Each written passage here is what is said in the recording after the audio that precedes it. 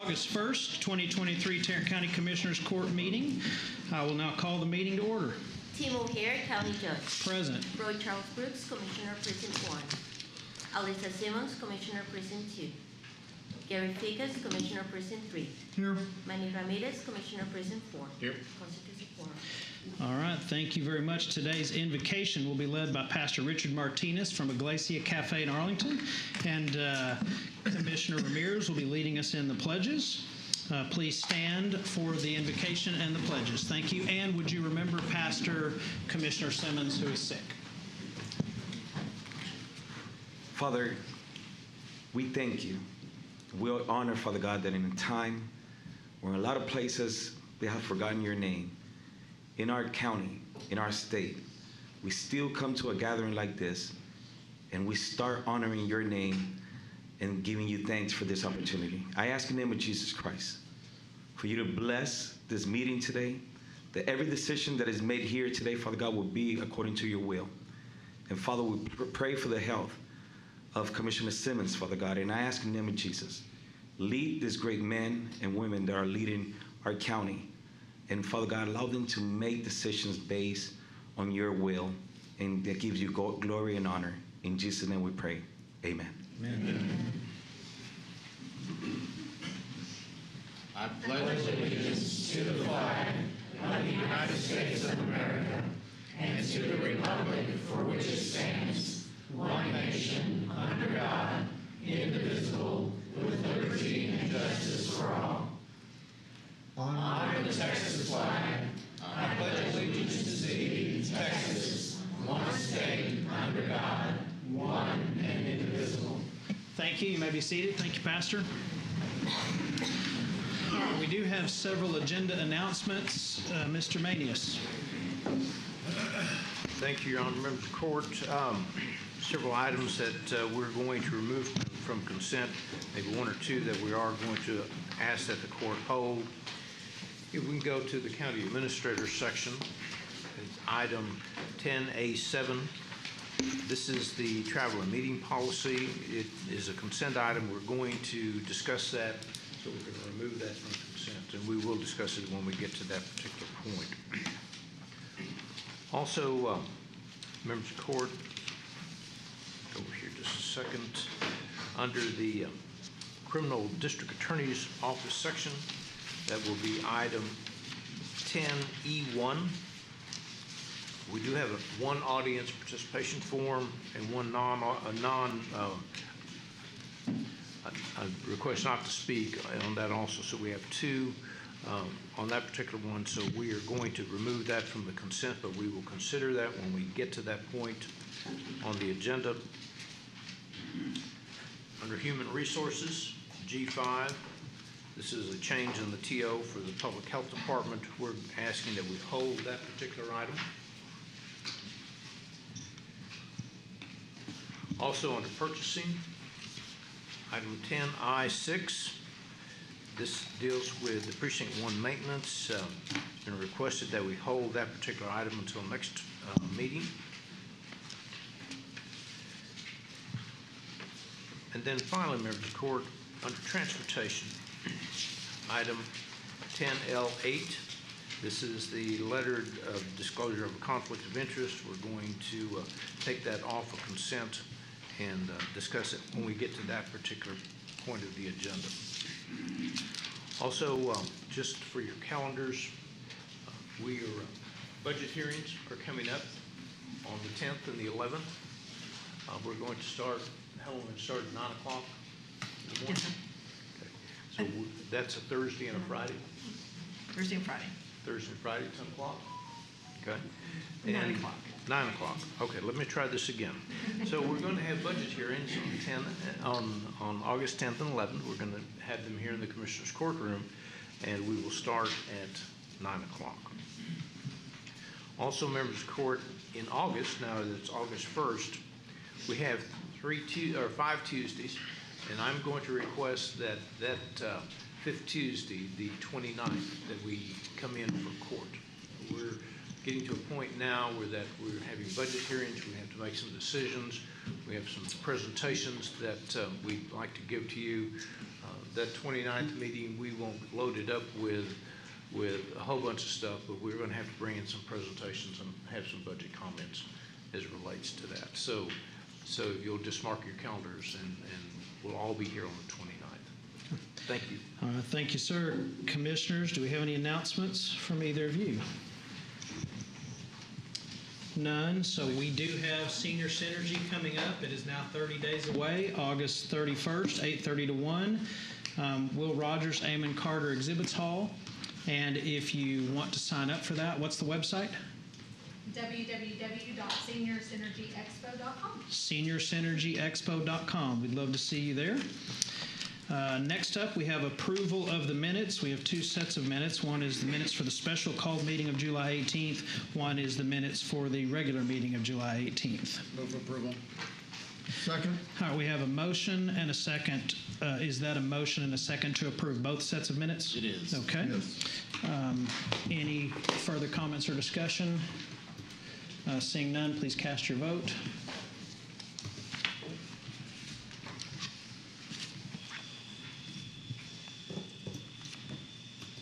Okay, passes unanimously 3-0.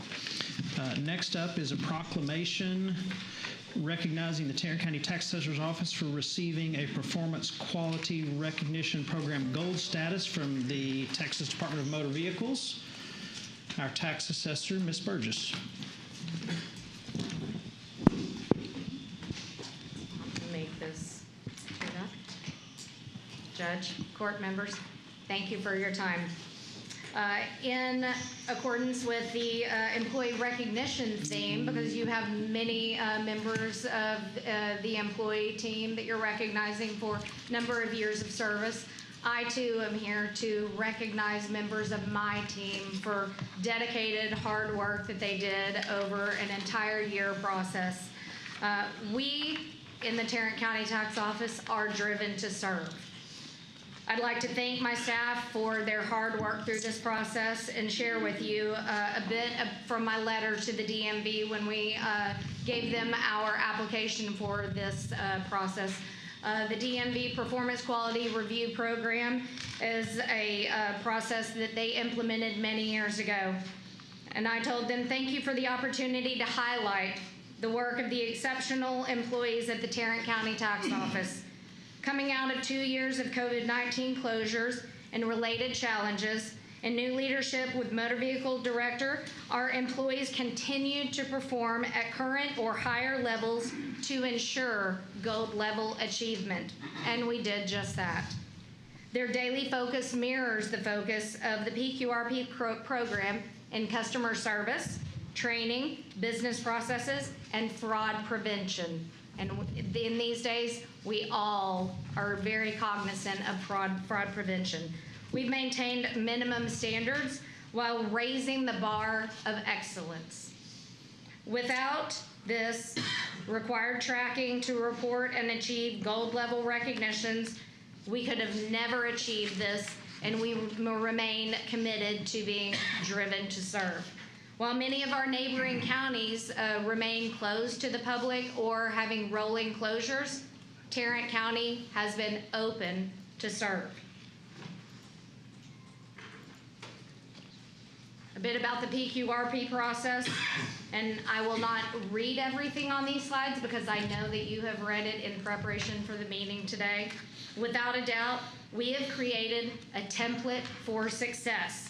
This includes best practices, outstanding performance, and efficiencies. Each of these levels builds upon the other and includes business process, fraud prevention, customer service, as well as training. Exactly what did we do? We provided service with a smile to the public. And 99% of our feedback from our customers were a 3 or above, and 90% were a perfect 5. And I'm very proud of my team that is standing behind me. Team? Hello, They team. knew the cue.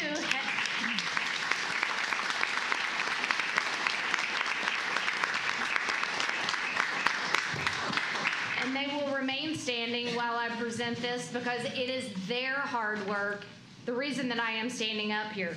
Where we improved website design and analytics to prove what we did to the DMV. Reducing wait times at all of the branches. Key areas where we already excelled. Our NemoQ system with online wait times for our customers to know what the wait time might be before they even go to the branches. Other languages that our employees speak and to serve our customers. Public outreach possibility. We actually expanded those public outreach benefits. Key areas where we already excelled in further are our web dealer. Web dealer is it's an electronic version for our dealers to send in transactions electronically, and we have currently done 1.75 million transactions through web dealer for our dealer community, and we have dealer community out in the audience that are supporting us today, and I will speak about one in my final comments. We went through 11 audits, including funds verification, inventory, security, and verified that we had 100% fund remittance with the state comptroller and with the DMV. We are committed to education and training opportunities.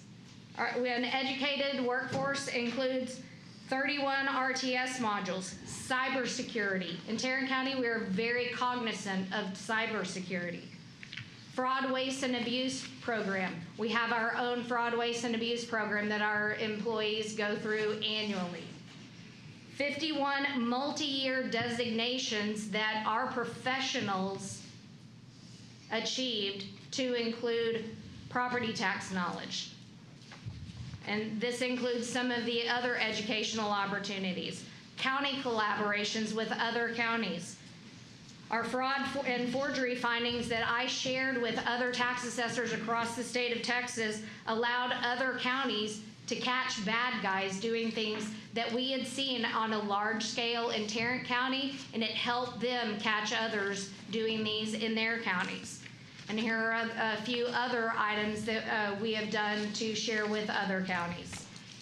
We met and exceeded the minimum point requirements at each level in our very first year. This was our first attempt, and many counties attempt this multiple times. When other large counties said it couldn't be done, Tarrant County did it, because that is what our citizens deserve. According to the March 8th, 2023 news release from the DMV, there have been 18 bronze achievers since fiscal year 2017, and it is shown on the map above. There have been 8 silver, and there have been 7 gold, to include Tarrant County Tax Office striking gold. Tarrant County Tax Office is the first large county in the state of Texas to achieve gold in the PQRP process. The motor vehicle team at Tarrant County Tax Office earned it in the first attempt, and this is astronomical. They say it couldn't be done, but because of the efforts of the individuals standing at the back of this room, and these are individuals that you will applaud in 5-year, 10-year, 15-year. We have a 30-year employee standing at the back of this room. You will be applauding these folks. Let's take a moment to applaud the efforts of our employees when they do astronomical, gargantuan tasks like this, and they put Tarrant County at the top of the pile and make everyone else look like small beans. So, this was actually a portion of the written documents that we put in. We actually created a SharePoint to share all of the documents required to achieve this and present all of our documents with the DMV. I'd like to thank some of the dealers, some contractors, and general public that supported us in many ways, and share with you one of the emails that I received from Trey Knapp. the Vice President of Finance and Accounting from the Sewell Group. And to sum it all up, he said, "Your tax office personnel are truly stellar. We appreciate the hard work that your team does to serve the residents and businesses of Tarrant County. We pride ourselves in this." We'd also like to thank the various departments that supported us in this, our tax office employees that are back at the branches and that are still working right now as I speak to you. Purchasing department, our auditors department, our information technologies department, Reprographics helped us as well. And it is a gargantuan task, and I just can't say that enough. It was a year-long process, and it took 6 months for us to find out if we even made it. And we made it. Our goal from day one was to be gold, because when Tarrant County does something, we don't shoot for low. We always go for the gold. And Tarrant County got gold. I would like to introduce to you, welcome to the podium, Daniel Avita, Executive Director of the DMV, and Annette Quintero, Director of Vehicle Titles and Registration. He also has some members of his team that he may introduce, and I'll bring them up at this time.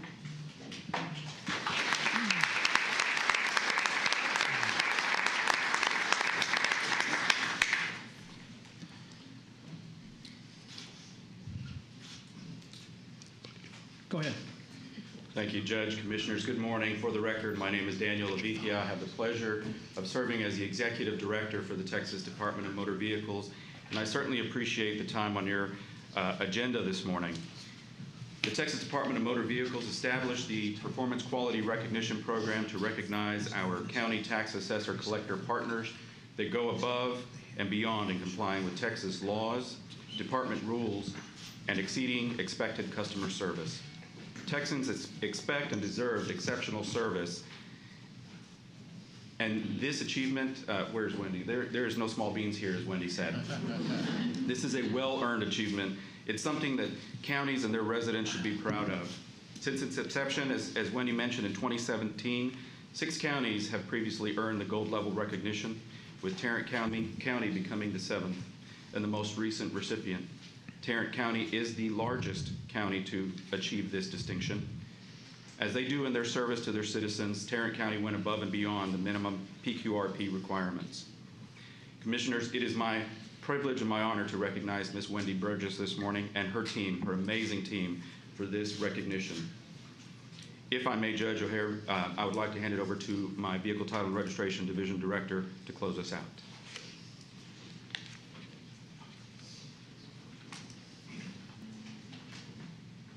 Good morning, Judge and Commissioners. My name is Annette Quintero. I'm the Vehicle Titles and Registration Division Director of the Texas Department of Motor Vehicles. Try saying that 10 times. The Tarrant County Tax Office and their tax assessor collector, Wendy Burgess, has maintained a strong working relationship with the Texas Department of Motor Vehicles. Wendy understands the importance and the value provided in working together to continue to advance her staff's training and understanding of the TXDMV's policies and procedures, so that the citizens of Texas receive the best service they can possibly receive. Wendy Burgess is dedicated and committed to her staff and to the citizens of Tarrant County. Wendy's dedication to her work and her staff is evident in the presentation we just saw and the letter she submitted with her PQRP application. She took time to recognize and applaud the hard work of her staff. She truly leads a team who is driven to serve and raise the bar on excellence. We are honored to present Wendy Burgess and her team with the Gold Level Performance Quality Recognition Award.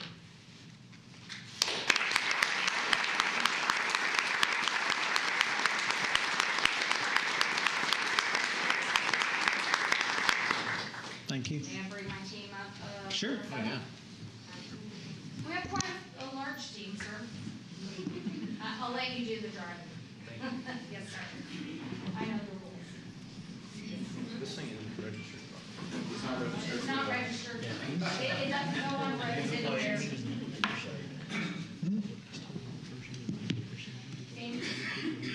Come on, guys.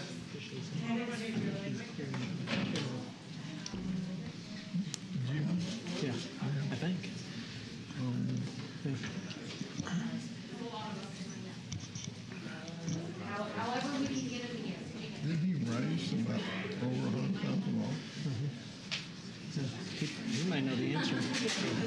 Jimmy dropping? About it. Okay, yeah.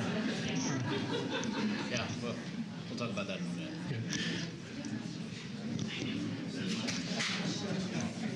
We do have an executive personnel session today.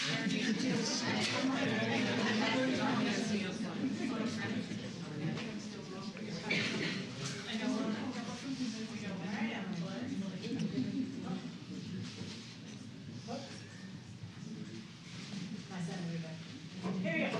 Face smiles ready on 1, 2, 3. Up.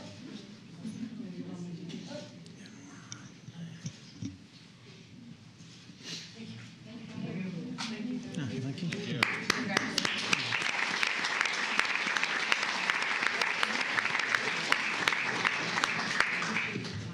Yeah, you bet.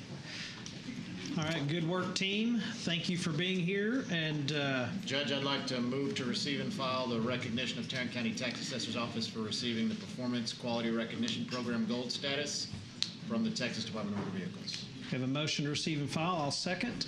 Any discussion? I will say, Yes, sir. So the DMV, they do incredible work. And most folks don't understand how closely our tax assessor's office interfaces with the Department of Motor Vehicles. That is a lion's share of what our employees are doing every single day at every sub-courthouse around. So the DMV folks do an incredible job all over the state of Texas. And to recognize our folks in Tarrant County, we're honored to have you up here. So thanks for traveling up from Austin. We appreciate it. Thank you. Thank you. I'm sure it is due to good board members on that. So I think we voted. Well, have we voted? Did we publish it? No, we didn't vote. Okay, all right, we have a motion and a second. Please cast your votes. All right, passes unanimously. Next up, we have recognition of the Office of Constable Precinct 1 for earning accredited status from the Texas Police Chiefs Association Foundation Law Enforcement Accreditation Program. And come on up. This is Chief Aldridge from the Fort Worth Police Department. Hi, Chief. How are you doing? Good. Honorable Judge, Commission members, citizens of Tarrant County, and guests. Good morning. My name is Robert Aldridge. I'm the Executive Assistant Chief with the Fort Worth Police Department. I'm a member of the Texas Police Chiefs Association. I'm honored this morning to represent the Texas Police Chiefs Association Foundation and the Accreditation Committee.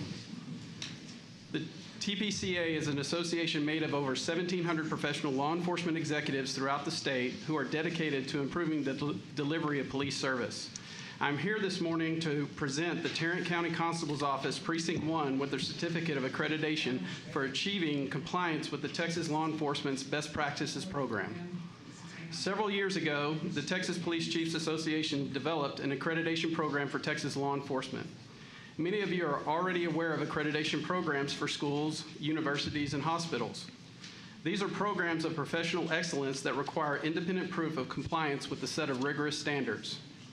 The Texas Best Practice Program is an accreditation program that has 173 challenging standards for Texas law enforcement.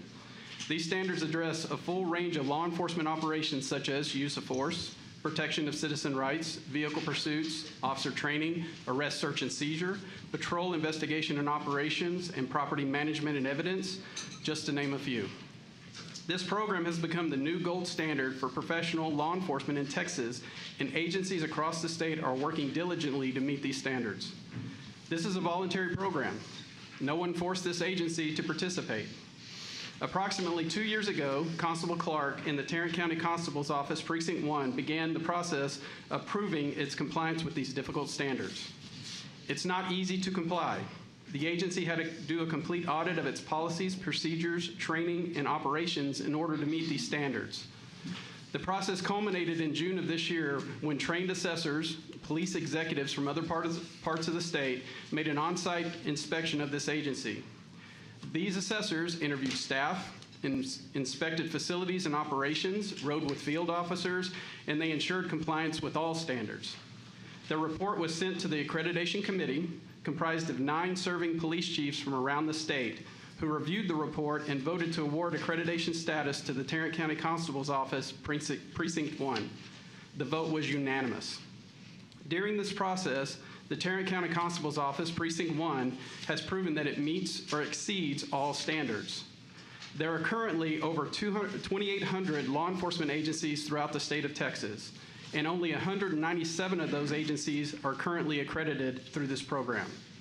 This morning, we officially recognized Tarrant County Constable's Office Precinct 1 as the 195th accredited agency in the state of Texas. What does this mean to you? The accreditation program assures this commission and the citizens of Tarrant County that your agency is operating in a manner that reflects the current best practices of Texas law enforcement. It means your agency is one of the very best in the state.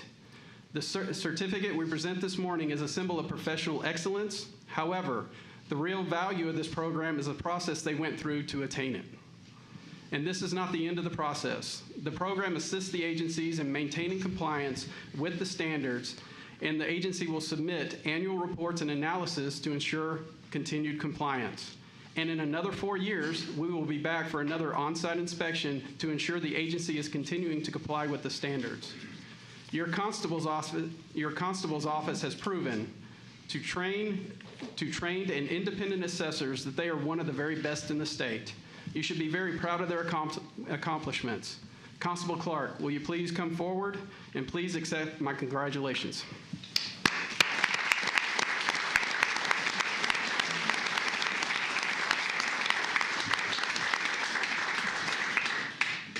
This is the certificate that he's going to receive. In part, it reads, Texas Police Chiefs Association Foundation, Inc. To all those that see this certificate, know that the Tarrant County Constable Precinct 1, having fulfilled the necessary qualifications and mandatory requirements of the Texas Police Chiefs Association, Texas Law Enforcement Best Practices Accreditation Program, by voluntarily proving their compliance with the Texas Law Enforcement Best Practices and the Texas Police Chiefs Association Foundation Board of Directors do hereby award this certificate of accreditation.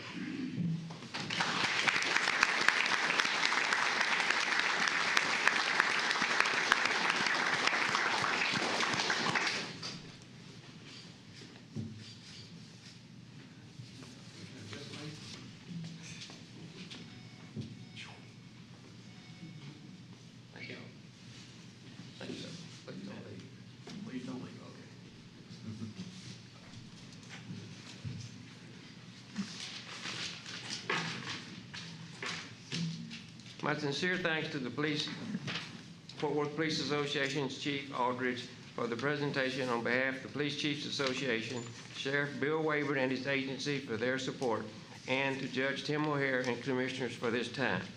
Precinct 1's mission is to provide exceptional civil enforcement services to our community. The primary function of this agency is to execute the orders of the judicial courts in accordance with Texas laws and court rules. Deputies ensure that all civil process is served ethically, legally, and to maintain the public trust. My office serves approximately 86 square miles with approximately 150,000 people, 6 cities, here's the big one, 63 schools. Our precinct is served with 10 full-time law enforcement officers and an average age of 27 years of experience. Our program manager for this accreditation, who put this together with a little help from me, is our Police Chief, Thomas Sanders, and I'd like Chief Thomas Sanders to come forward, please.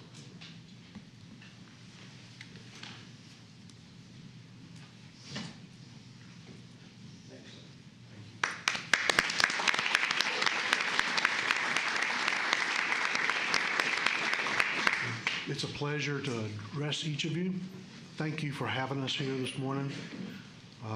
There's not a lot to add after Chief Aldridge's speech. He's a very good speaker, and he had his notes together, and I thank him for that.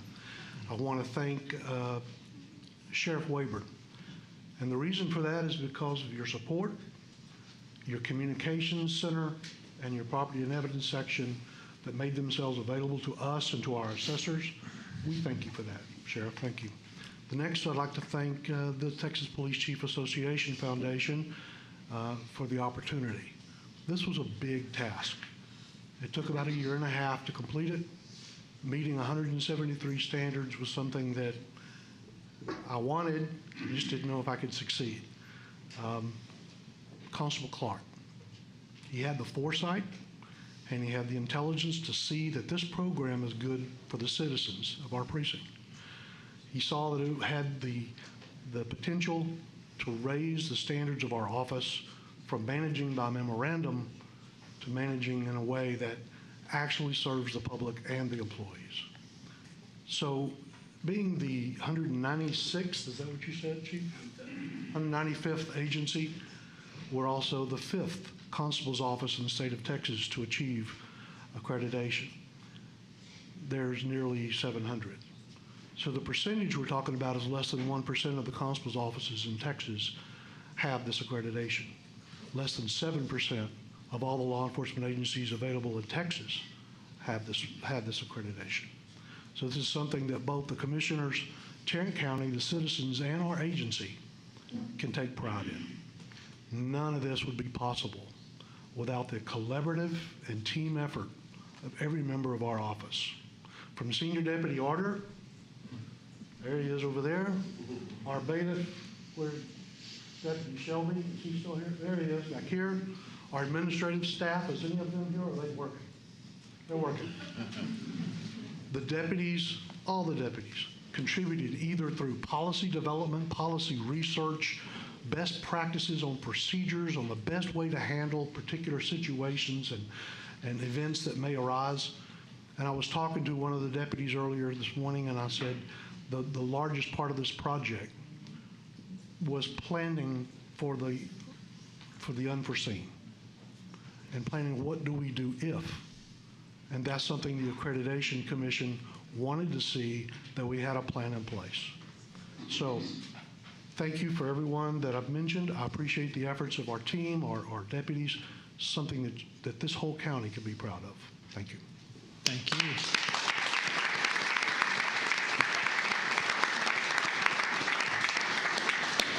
Thank you, Constable Clark, and your entire team. Thank you for being here, Chief. I will make a motion that we receive and file this recognition. Second. Motion and a second. Any discussion? Please cast your votes. All right, passes unanimously. Thank you all. And next up, we come to employee recognition. So we will start with our 5-year employees. When I call your name, please stand and hold your applause until I've read all of you so we can recognize you and thank you for 5 years of service to Tarrant County.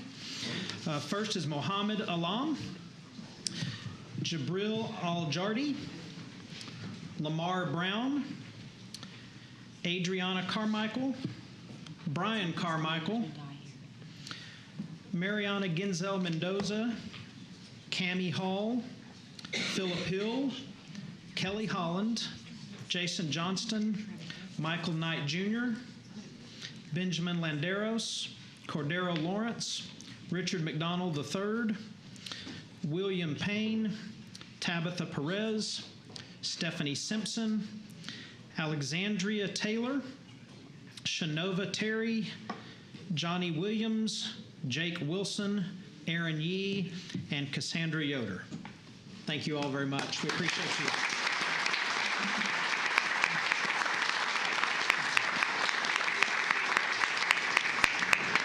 Thank you.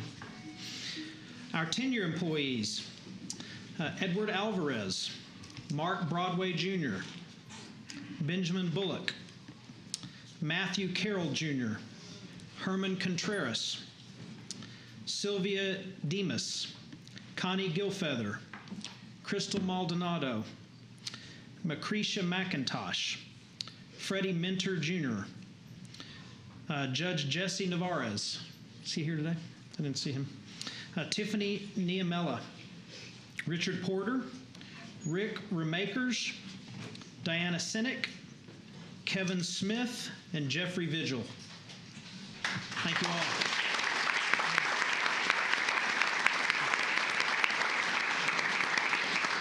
Thank you. For our 15-year employees, this one's a short list today. Scott Siebert, Dennis Samaniego, Quabena Asare, Tanya Mosley, Christina Fett, no relation to Boba, Mary Clifton, and Tanya Sieb.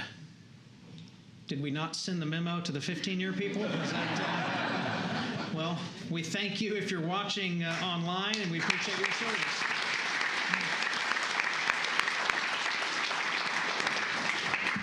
Our 20-year employees, we have Joseph Adams, Adalia Aragon, Matthew Dolan, Jessica Fuller, Ronald Huseman, Joshua Keenan, Lakeisha Person, Jack Roach, Angela Cifuentes, Shara Thornton, and Michael Webster. Thank you all very much. Appreciate you.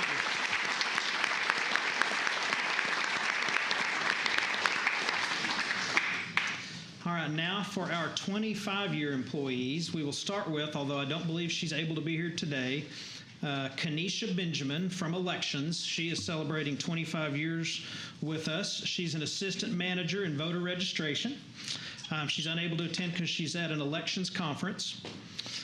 She was born and raised here in Fort Worth, graduated from Trimble Tech High School.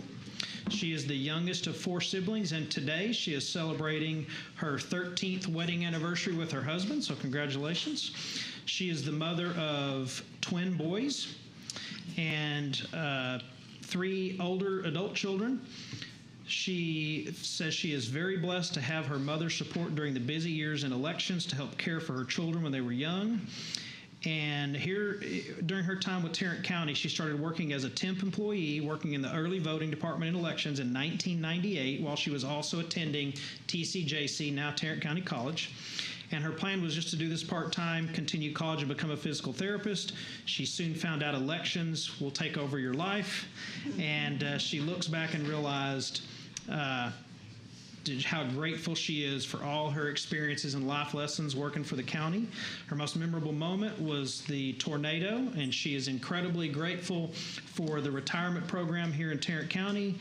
And a sad note, she is a Saints fan, so that's always difficult, but her husband is from Louisiana and converted her, and she just appreciates all the time and effort that the county puts in to recognize the employees. So Kanisha, thank you for 25 years. We appreciate you.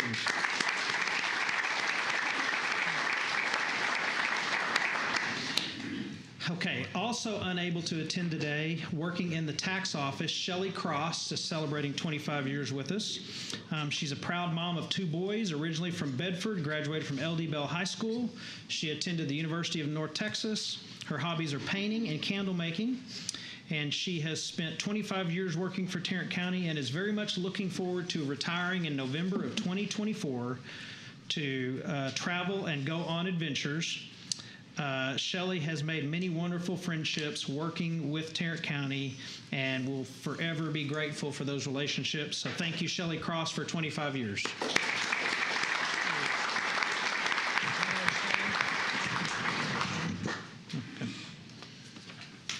Okay, next up we have Amanda Key. Is Amanda here?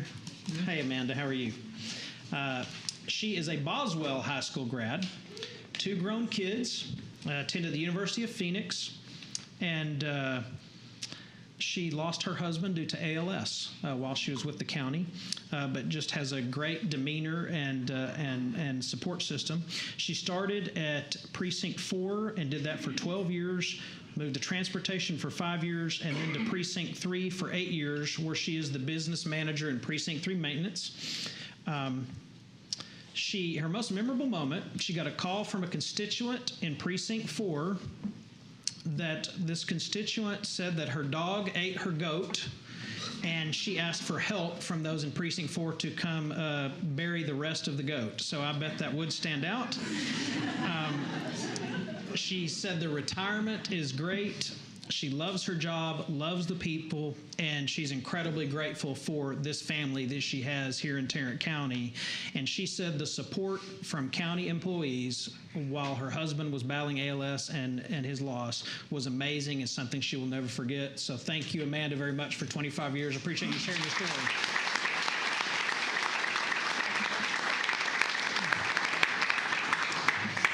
All right, next up we have Lupita Martinez. There you are. How are you today? She lives in Hazlitt. She graduated from, she was born in Del Rio, by the way. She graduated from Angelo State, was a government major. And well, I think one of the few that was a government major that actually went into government. There's not that many. She spent 10 years before coming here in Tom Green County. And she is in juvenile services, been with us 25 years. She is a casework supervisor in the detention intake unit and the home detention electronic monitoring unit, which she's done for 2 years. She was in court intake for 16 years and was an assistant supervisor for 7 years. She is very happy at work, spoke glowingly of it, has made great friends here.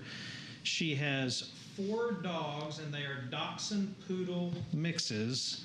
A Doc Oodle, I guess. There's an oodle for everything these days.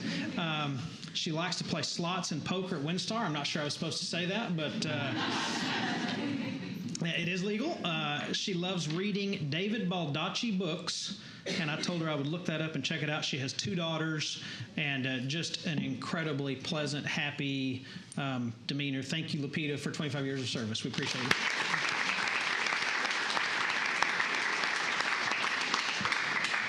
All right, next up we have Jennifer Matthews with the Sheriff's Office, and she was unable to be here today because she's a detentions officer, and she says the jail is understaffed and she needs to be there to do her job, so we appreciate her dedication.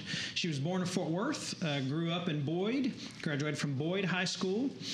She only had 59 in her graduating class. She was a cheerleader and they won cheerleading nationals in 1995, which she's proud of. She also played second base and fast pitch softball and ran track. Her mom retired from Precinct 1 about 10 years ago. Her dad was a long-haul truck driver for Yellow Freight. Joey Lee Russell, who's the fleet manager for the Tarrant County Garage, told her about working for the Sheriff's Department. And she has a 20-year-old son, Chase, who's her pride and joy. Her time at the Sheriff's Department has been very eye-opening. Before working in a jail, she never really thought about crime or criminals. And living in a small town, she says, doesn't really prepare you for the real world. That was her biggest challenge, but she had very good training officers that she considered her extended family. Too many memorable moments to mention. She loves all outdoor activities, fishing, camping, riding dirt bikes, and just about all sports. She has really enjoyed working for the county, and she is really excited about retiring. So thank you, Jennifer Matthews, for 25 years. We appreciate you.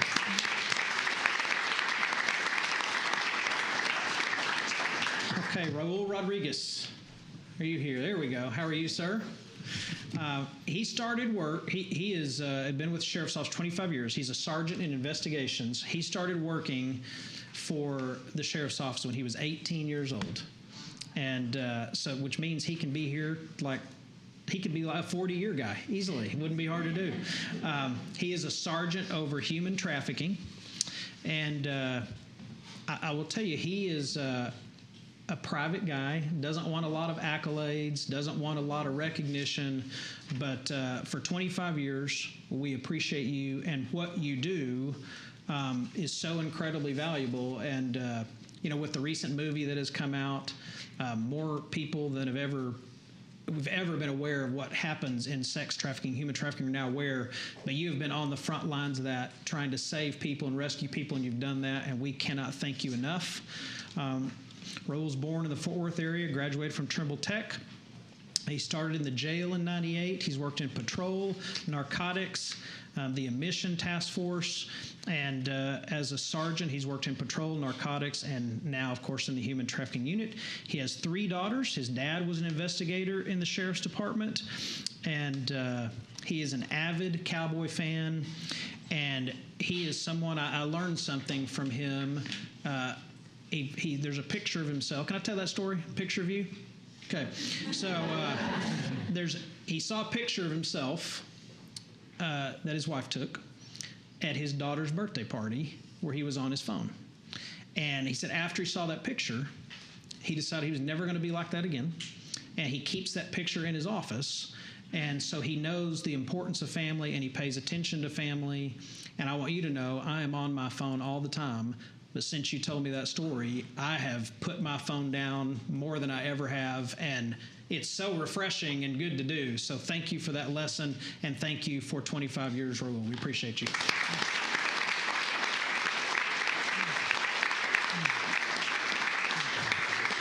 He's a private guy, and I told his whole life story, so sorry, Raul. Stephen Salas. How you doing, Stephen? He must be an Aggie. So he has been with us also for 25 years. He does court security. He grew up here in North Fort Worth, a lifelong Tarrant County resident. He is the youngest of 5 boys, and he has been married for 26 years to his high school sweetheart. They have 2 boys and 2 grandsons. He worked in the jail for a short time, then was promoted to deputy, assigned to the judicial division, working a misdemeanor court, felony court, and is currently assigned to family court, child support court. It has been quite a pleasure to work with some great co-workers, which feel more like a small family, he said. He thinks every day is memorable. He enjoys hunting and traveling, and he enjoys working on just about anything, whether he knows how to fix it or not. He's always appreciated working for Tarrant County. He's glad to have been employed this long, and he looks forward to several more years. So thank you, Stephen. We appreciate you for your service.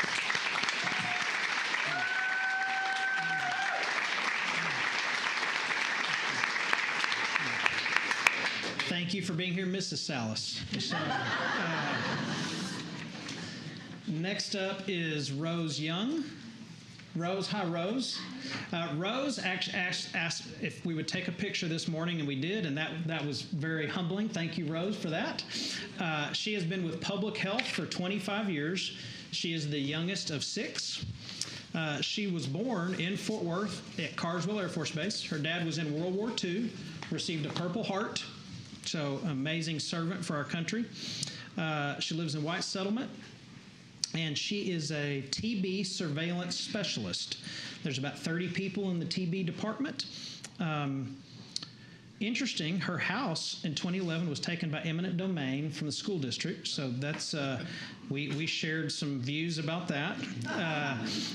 When her mom died, everyone at the county was incredibly supportive. They took care of her very well. And she said, which is a recurring theme with folks here, that they are so much like family. Her most memorable moment is the birth of her son. And she loves her job. It's investigatory. She works with different entities. She is fascinated by the medical examiner's office and is really interested in autopsies. And she loves the people.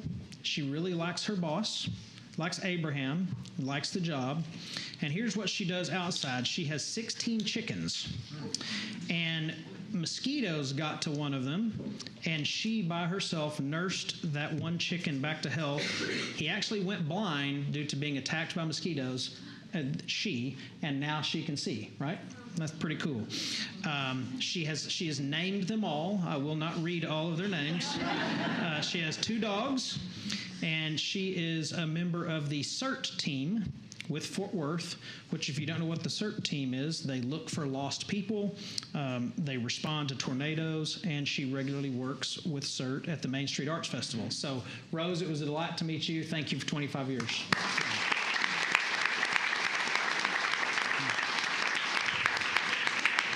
All right, now we have our 30-year folks, and we have quite a few 30-year folks. It's the most we've ever had by far. Travis Baker. Travis here. Hi, Travis.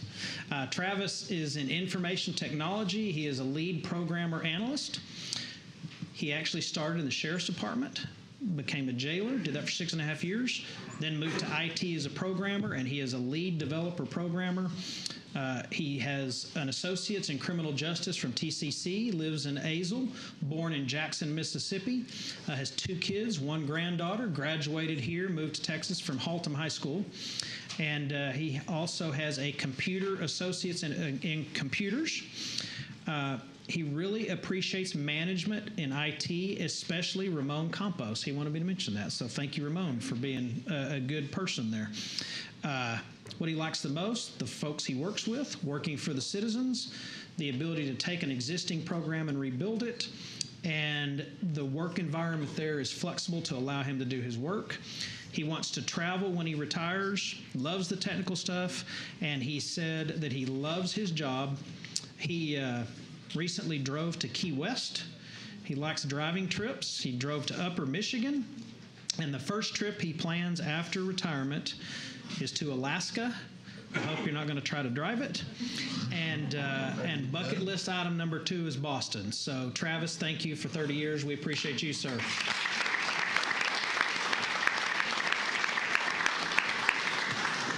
All right, Lisa Morton. Lisa is a court reporter now with George Gallagher's court.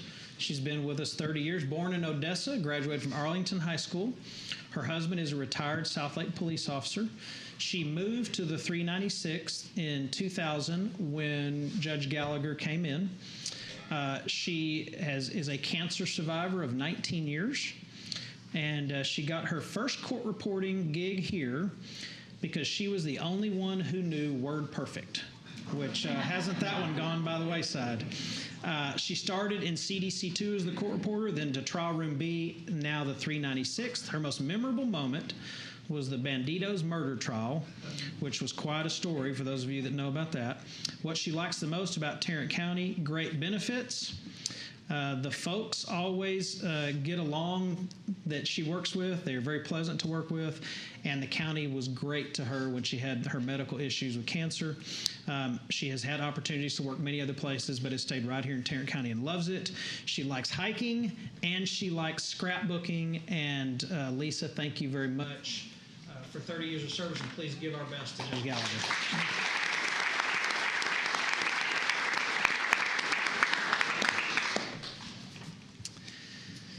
Next up, also from the 396, Brian Nicholson. Brian, how are you?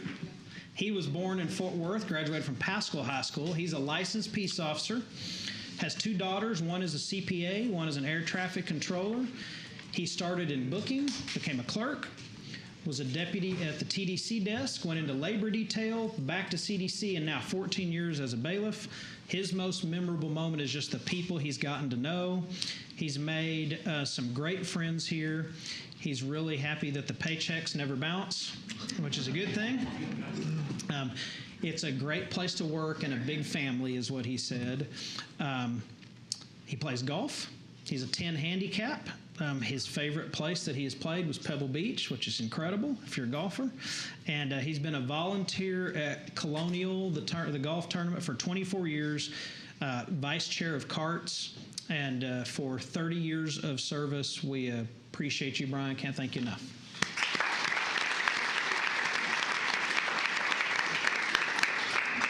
All right, next we have Pam Powell. Is Pam here? All right. Hi, Pam. How are you? Pam, 30 years. She is a clerk in misdemeanor appeals and born in Fort Worth, but an LD Bell grad. Lives in North Richland Hills, has 2 children. She started in records in the old courthouse, then went to the criminal division of the county clerk. She's been there ever since. And in addition to doing the misdemeanor appeals court work, she also does expunctions and non-disclosure criminal history. So hopefully none of you will ever have to see her. Her most memorable moment was when Suzanne would take them across the street for breakfast and do Halloween parties where they did a costume contest. So pretty cool. She says it's a great place to work, has a lot of opportunities to grow and move up. She would love for her kids to work for Tarrant County. Her son is doing an internship in probate right now. And she has ridden in the stock show parade many times, the opening ceremony once. She loves to fish. Her exact words to me were, all 30 years have been a joy, and I'd do it all over again. So thank you very much, Pam, for 30 years.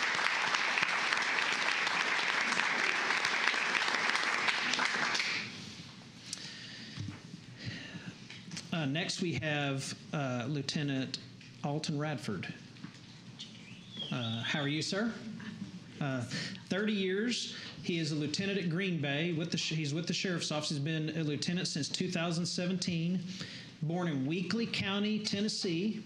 Population 2,000, a farming community. Moved to Texas in 1983. Graduated from Southwest High School. He also started with the Sheriff's Office very young. He was 22 years old. And he said working here is the best thing that ever happened to him, which is pretty profound statement. Loves the people, said he's met a lot of people, a lot of interesting people, and he said they have been a true shining light to him, and he's learned so much. He's a hunter. He's a fisherman. He's got a deer lease and ranger. He has one daughter. And I tell everybody this, whether it's 25 years, 30 years, 35 years, the days of people staying somewhere 30, 35 years have kind of passed us by. But in Tarrant County, they remain true, and there's a lot of long-term people. And I don't know if I've ever met anyone that spoke so glowingly and appreciatingly, is that a word? And just with such gratitude about his job in Tarrant County. So thank you, Lieutenant Radford. We appreciate you.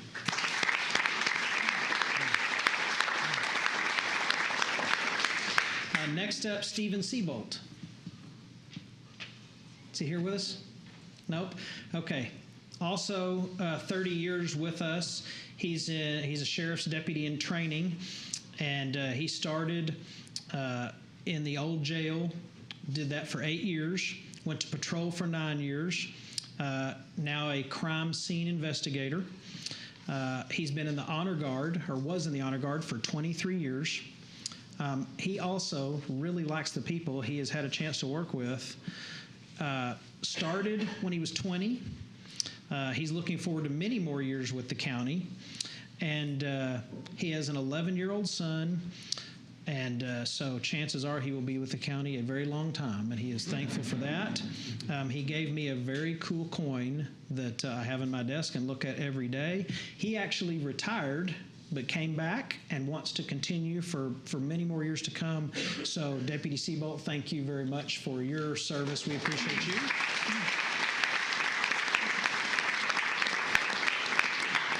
Okay, we have 3 more to go here. Carl Todd. How you doing, sir? He was born in Fort Worth, a Carter Riverside grad, still lives in the old neighborhood. He worked for the American Legion in high school, worked 2 years part-time at Tarrant County Convention Center. He has actually been here 32 years if you count his part-time work. He's been a booking clerk, a detention officer, a bailiff. Now he's a corporal in detention. He has 3 kids. And he went to TCC when it was TCJC, went to Peace Officer School, is a certified peace officer. This year, he received the Sheriff's Star Award for outstanding service. Congratulations on that. Thank you. And he is a KISS fan and met Gene Simmons. And this is something that I try to keep a secret, but I am a KISS fan. I showed him my picture of backstage with KISS. He has, I used to be a KISS fan, guy. He's worked in haunted houses, and they do a neighborhood one that has become a really big deal, and he dresses up as a vampire, and he actually came to my office dressed as a vampire. No, he did not really. 30 years, thank you, Corporal Todd. We appreciate your service very much.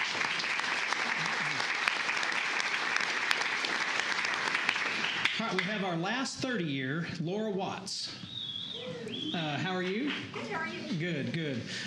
Born in Altoona, Pennsylvania, and lives in Lake Worth. Graduated from Lake Worth High School. Met her husband in high school at Lake Worth. And her uncle in Pennsylvania was on the hazmat crew dealing with the aftermath of Flight 93, which we all know crashed on 9/11. She's a sergeant in crime scene, 30 years with Tarrant County. She supervises crime scene investigators. She's been in her current role now for 16 months. And she is retiring on August 25th. So we will certainly miss you, and we certainly appreciate your years of service, but she is retiring to homeschool her daughter, and she wants to homeschool her daughter, so she's leaving to do that. Very sacrificial. People in the Tarrant County Sheriff's Office to her are like family, and she just speaks glowingly of her friends, and many of them she's been working with for 30 years who have become very good friends. She loves the stability of the county and says that the county seems to look for the long term. She remembers getting her first paycheck and being mad, seeing how much money was taken out for retirement. And she is now unbelievably grateful, quite happy now. Her dad was an MP in the Army, and she sort of followed him into a career in law enforcement. Thank you for 30 years, and congrats on your retirement here in 24 days. We appreciate you very much.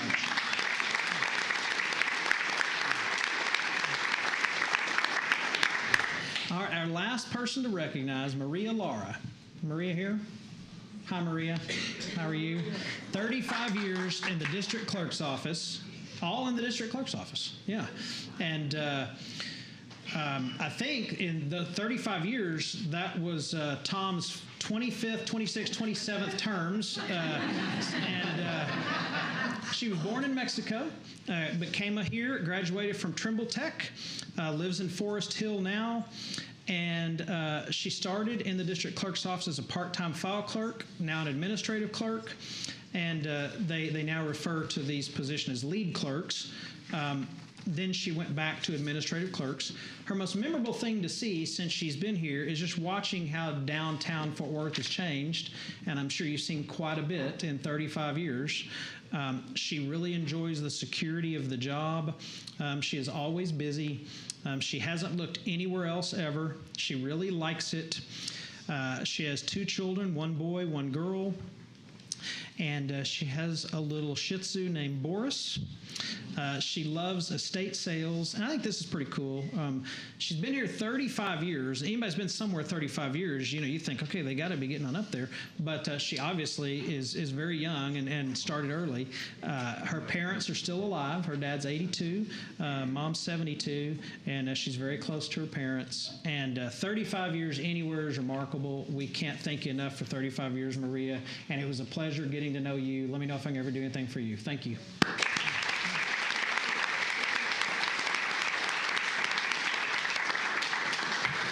Okay, that's all the employee recognition we have today. There is a reception for you in the room here behind us, so feel free to leave now and go mingle and enjoy some food and fellowship. And we do need a motion to receive and file the employee recognition. Second. We have a motion and a second. And please cast your vote. All right, that passes unanimously. We'll take a second here to let the room clear.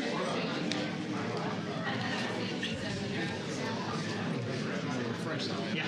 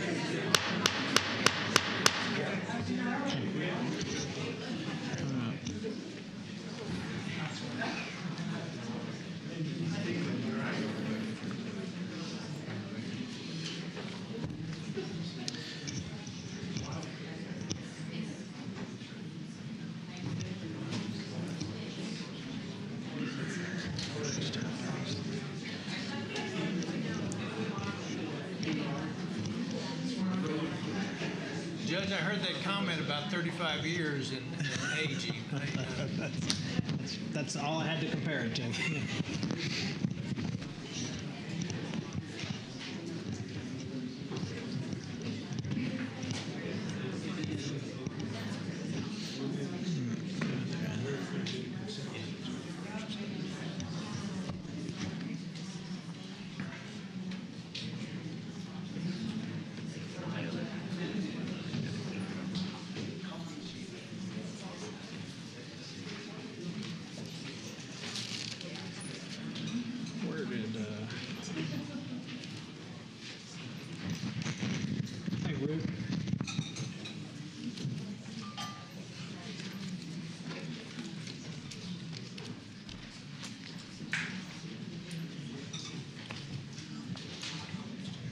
You'll just take those. just so I don't have them. It's Yeah. kind of a mess up here.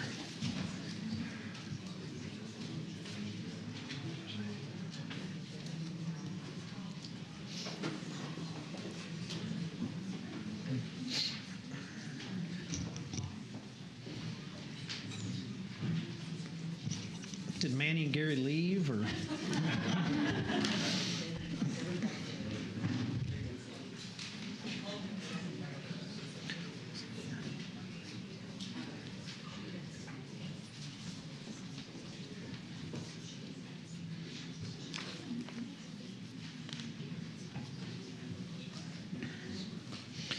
Well, here, while we're here, how you doing? Do we, just to make sure I have this correct, we have 10A7 removed, E1 removed, still on the agenda but not on consent, 10L8 removed, on agenda but not on consent, and then G5 and I6 both held for another time.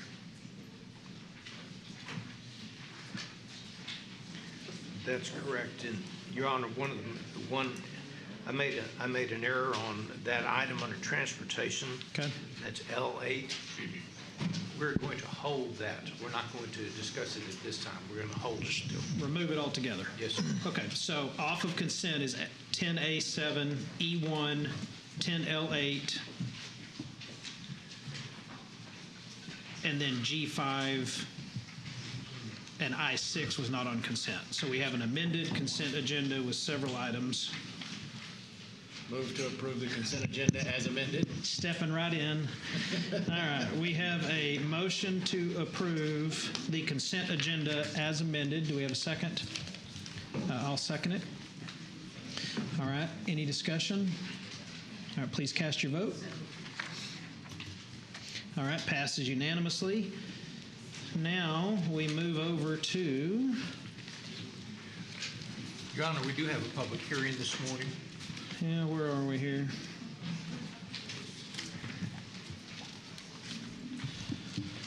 Okay, we are now to a public hearing to approve an order to adopt the current Texas Health and Safety Code, Chapters 437, 437A, and 438 as local regulations. I do not have anyone signed up to speak to this item, but I will open the public hearing. Is there anyone who would like to speak on this matter? All right, seeing none, I will entertain a motion to close the public hearing. Motion. We have a motion to close the public hearing. Second. We have a second. Please cast your vote. All right, passed unanimously. The public hearing is now closed. Is there any other action to be taken on this item at this time other than the public hearing? And if you have something to add, Yes, sir. feel free. I just wanted to mention that attached to the document there is a revised fee schedule for the Environmental Health Division. We just wanted to make sure you're aware of that.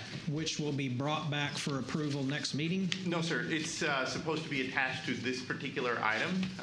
That's what the requirements were. Okay, so we are taking action to approve this. That's correct. I got you. We Okay. did the public hearing, but now we're requesting action on Gotcha. the order and also the fee schedule. Okay. All right, so do we have a motion to approve an order to adopt these new regulations? Move for approval. Now we have a motion to approve. I'll second. All right, please cast your votes. All right, passes unanimously. Next up, the administrator section. So, Your Honor, members of court, on the administrator section I1, or A1, we're requesting that the Commissioners Court approve the agreement between Tarrant County and Resource Communications, Inc., also known as RCI, for Sheriff's Department detention officer recruitment efforts in an amount not to exceed $37,485. Okay, is there anyone from the Sheriff's Department who's going to speak on this? I'll speak on it since we put Okay. the document together. I will say, though, that that this is a joint effort with the Sheriff's Department, HR, purchasing, budget, and audit also. In this particular agreement, this is for a 90-day period, and this company was brought to us by the Sheriff's Department. It has had significant success. in Ector County, in Midland County, in Denton County, Rockwall County, and Ellis County so far. I believe they're also in Bear County and McClellan County. And they have been able to generate additional applicants as relates to detention officers. And for the price and for 90 days, we believe that it's an effort that we should pursue. Okay, great. All right, I'll move to approve. Do we have a second? I'll second. Okay, any discussion? I'll just say that, this item, I've spoken to the sheriff's office about this, and we are still nearly 300 deputies short. And so anything that we can do, any resources we can utilize to help get them staffed up and help alleviate some pressure at the jail, then I think it's worth the effort. There's no silver bullet, no one fix, but I think this is another important component. So thank you, GK, for bringing it to us. You bet. Thank you. All right, we have a motion and a second. With no further discussion, please cast your vote. All right, passes unanimously. Next up, item 2, approval of work package authorization agreement between Tarrant County Hospital District and Byrne. So, members of the court, as you know, we have led contracts as it relates to the Southwest Medical Home for the JPS Medical Home for Southwest. What this is authorization to continue the work on that, authorization number 2. This has been approved by the district's Board of Managers at their July 13th, 2023 Board of Managers meeting, and staff is requesting approval by the court. All right, I have some questions on this. First one is, do you know, GK, or does anyone here know how much money JPS currently has in their Tomorrow Fund? I don't have the exact number, but it is a significant amount. Correct me if I'm wrong, and I very well may be, but when the bond package was initially put out there and proposed, yes, sir. It was an $800 million bond package, and then $400 million in cash was supposed to be used to complete the projects. That's correct. That bond was passed in 2018, or was it 19? 18.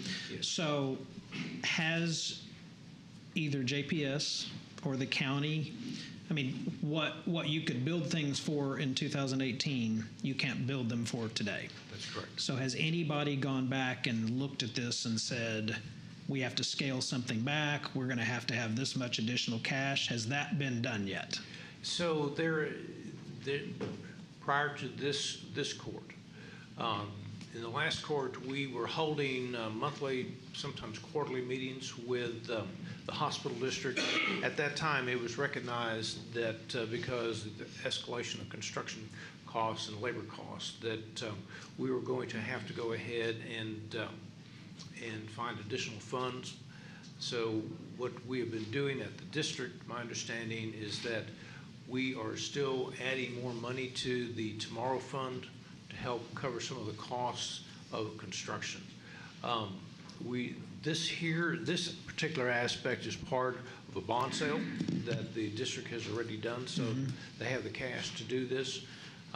We'll have to look at that as we move forward to see just how far we can stretch our dollars.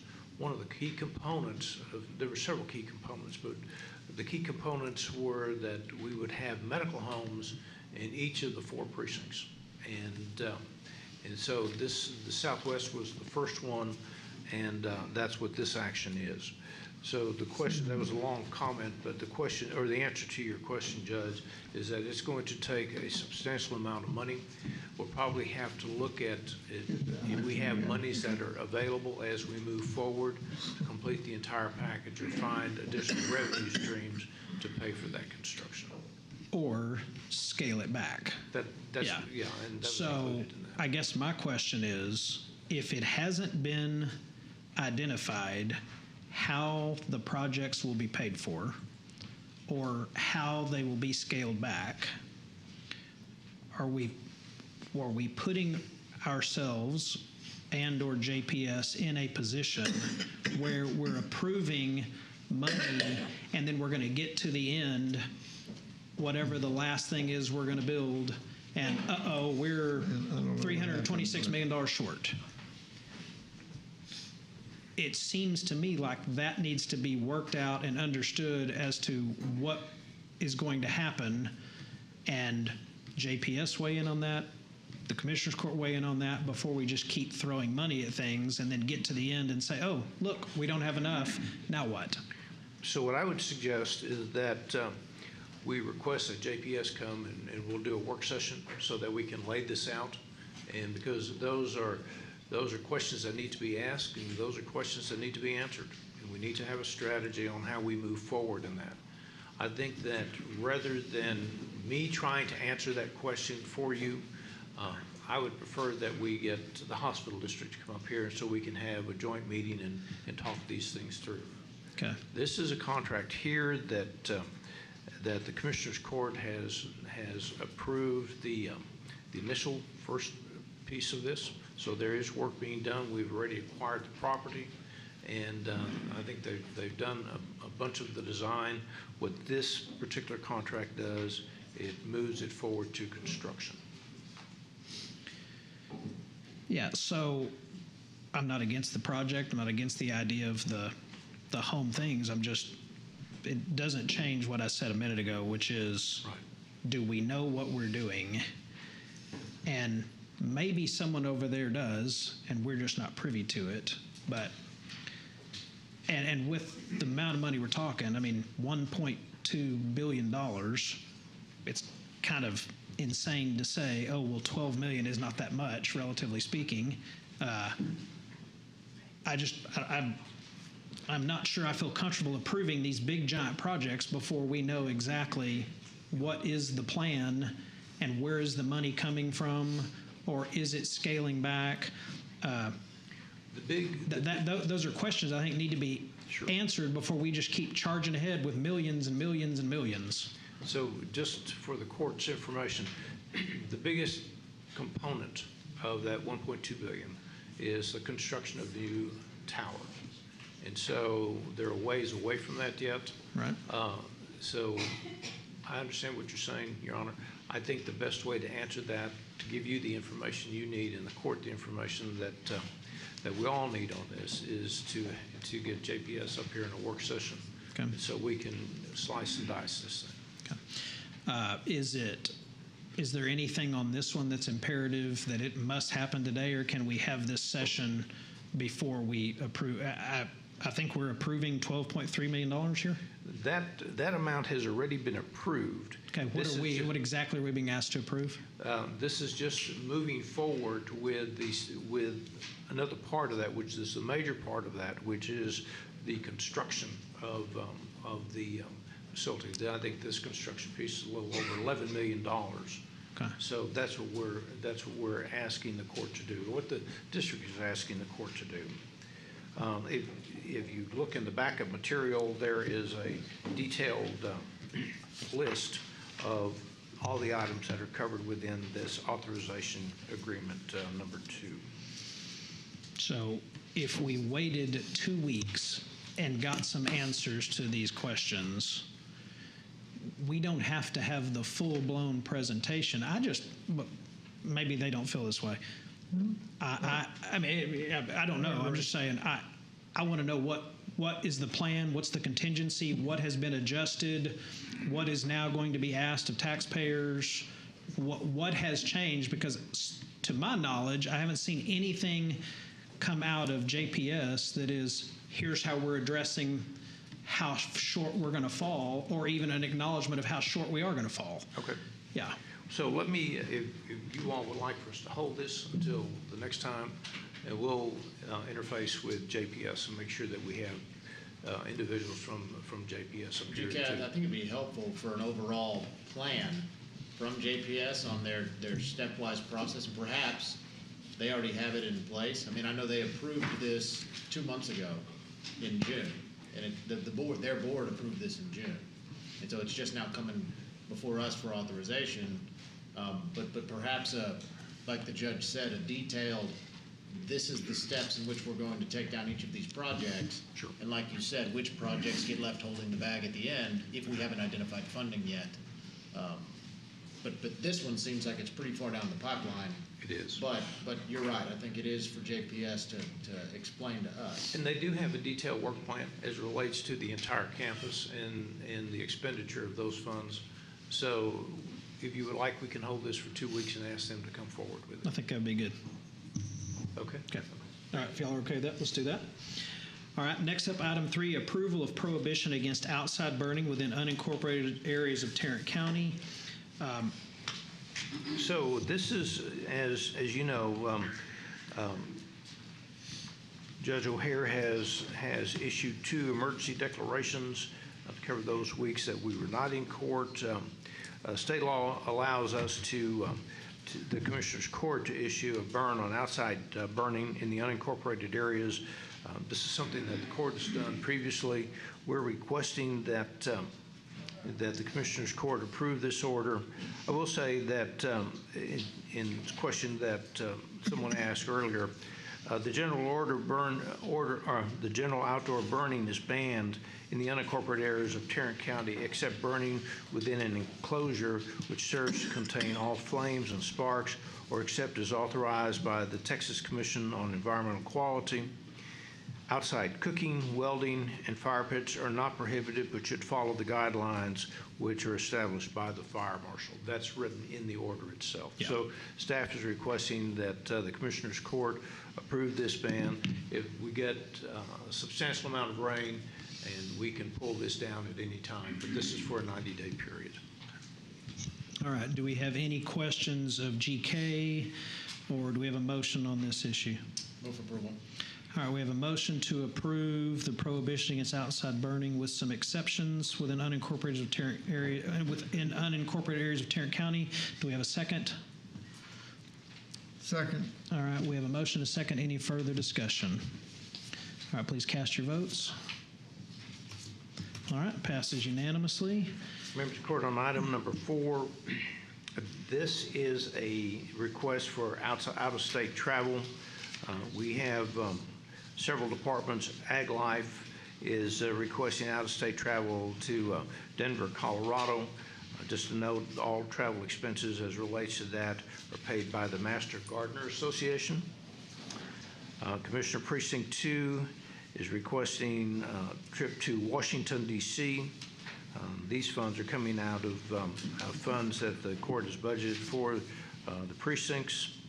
Community development is going to Salt Lake City, Utah, and those particular funds are paid for by grants. And information technology has 3 of those. Some of those, first one, the VMware, the registration paid for by VMware itself. And then finally, the Sheriff's Department has a request to go to Nashville, Tennessee for 2 officers. This deals with the International Canine Cop Conference in September. So, members of the court, we can take this individually, or we can do this collectively. Just ask your preference. Yep. So I want to first commend our staff, the entire staff. It seems that you've gotten the message that, for the most part, $600 night hotel rooms are not okay on taxpayer dollars. And so I see multiple $109, $169. So thank you for doing that. Here in a little bit, we are going to address a travel budget. I would rather, on the item related to Commissioner Simmons' request, I would rather give her the opportunity to address that, as opposed to, I can't support $608 a night hotel for 2 people, but as opposed to make a motion to stop that, I would rather give her the opportunity to address it. So I would make a motion to approve all of the out-of-state travel requests as presented, with the exception of the Commissioner Precinct 2 request, giving her the ability to address it at the next meeting. That meeting is... So September 20th through the 24th? Okay. By the way, the GSA rate for September in that area is $257 a night. So my motion is to approve all out-of-state travel requests, but that one, and put that on the next agenda, when hopefully she is well. So that's my motion. Do we have a second? Okay. Second. Yeah, we have a second. Any further discussion on out-of-state travel? All right, please cast your vote. All right, passes unanimously. All right, next up is item 5, discussion and possible action concerning Tarrant County's tech share software programs. In light of Commissioner Simmons not being here and Commissioner Brooks not being here, we're going to move that to the next agenda unless there's anything either of you gentlemen would like to address. No. Okay. We're still working diligently on tech share. It is still moving forward and I think they have made some changes in their system, personnel-wise, and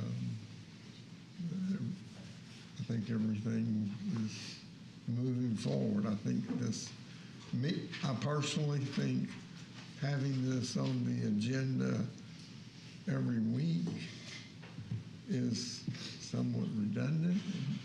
And I don't think that since we're less than 90 days into the cut over and startup, that everything that a lot of what's being asked is way premature in timing. And it's things that you do typically maybe sometime when you're about a year into it, you can really tell what you've gotten done, and I would like to see that happen, where we move away from having this on the agenda every week. So. Again, this item's been pulled, so I'm just making a comment. All right, is there any action anyone wishes to take at this point? Okay, seeing none, I think we will now move to the auditor section. Your Or Honor, maybe we won't. you had asked that the item number 7. Yes, the travel plan. Okay. Is here to talk about that. Yeah. So I think the changes are a positive. I did have a handful of questions on the travel policy. So is there something you want to just answer questions, or you want to present?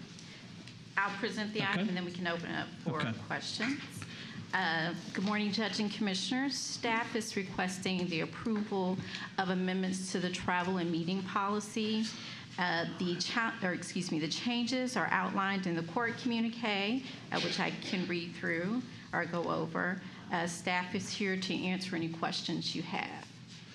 Okay, thank you. So under item 13, hotel. Yes, sir. There's a section that says if the selected hotel rate is higher than the GSA rate. And what is that, governmental service, what is it? It's the General Service Administration. Yeah, right. So a justification must be provided, so somebody has to explain it. But then local travel and out-of-state hotel requests that are over the GSA rate require Commissioner's Court approval, is what it says. Correct, sir. All out-of-state hotel travel requires Commissioner's Court approval. That is correct. So in-region travel that is overnight, that requires you all's approval, as well as out of state.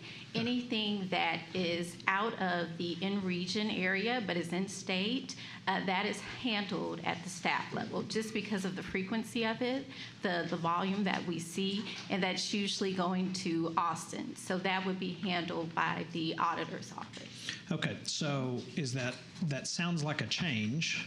It is not a change. Okay, so I'm going to read this sentence again. It helped me understand. And where are you, sir? You said under section. Item number 13, where it says hotel, page 4 of 9. So if the selected hotel rate is higher than the GSA rate, blah, blah, blah, blah, blah, then it says local travel requests that are over the GSA rate require Commissioner's Court approval. One could read that to say if somebody wants to stay 3 miles from their house for a conference at if the GSA rate's $280 and they want to stay for $270, they don't have to come to the Commissioner Court anymore? No, sir, that is not the case. They would still, the process would not change, just if we're saying that they would need to provide a justification if it's over the GSA rate. You would still see those requests. Okay, I think that Is that sentence misleading? Is that well, what I think it creates a discrepancy in the policy. Oh. Okay, so that would be my first point or question. The next question I have, under airfare, Okay. number 15, page 6 of 9. So the previous things all say Commissioner's Court approval. Then under airfare, without regard to the destination, the county will not pay for business class, first class service, or reimbursed seating purposes unless approved by the county administrator. Why is that county administrator versus Commissioner's Court? Because we did not necessarily want to bring every request to the court if it's a time-sensitive issue or it's an emergency situation. We want to allow the county administrator to handle that. With any of those exceptions, we always bring it back to the court. Okay, do we have people requesting first-class travel? I am not aware of any examples where folks have requested that. But if you have to book a ticket and the only seats that are available are where you have to pay an additional fee for the location of the seat, we want to be able to give that approval to the the administrator. All right. Okay, then my next question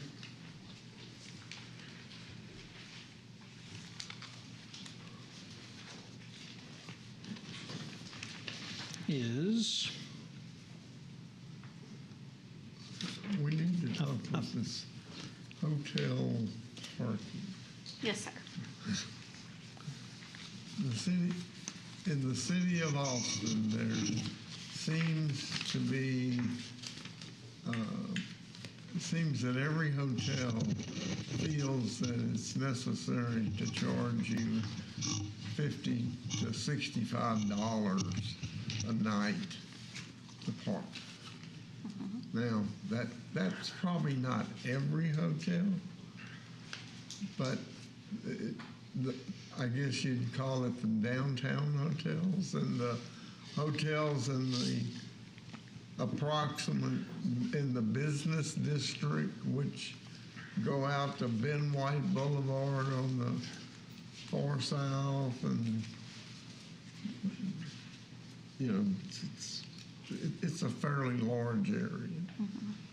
How are we handling that? So we realize that the rates for parking are all over the place for hotels. So we just encourage employees to look for the most economical option. If valet service is available, but there is self-parking across the street, we ask that employees use the self-parking option. And if there's parking across the street, if there's not, then you use the hotel? Yes, sir, whichever is the most economical option. And again, we didn't want to put a rate to it because we understand that it may not be the most economical situation that we would see locally, but whatever is available and what is cheapest, that employees use that. Okay. Part of the problem is a safety issue. Austin's not the same Austin it used to be. Okay? There's people living on the street everywhere, all over town. And those people are in and around those hotels. I personally talked to a man who had just been robbed, okay, at NACO. Okay, he was a county official, and he had he was coming from outside into the hotel, and he'd been robbed, okay? he was walking. Now, I don't know if he was parked somewhere else and walking to the hotel. I didn't ask him, but it's a dangerous place. And until somebody does something about it, it's probably going to stay that way. And there doesn't seem to be a whole lot of interest in. I thought they were getting a new mayor, and I thought he would do something, but he hadn't yet. So maybe it takes time. Yes, sir. He's a former mayor, and he knows better. And he's a former state senator, and he knows better. But you need to at least be flexible on some of that. I don't want my employees walking a block and a half at night back to the hotel where they parked their car. So I don't think it's safe.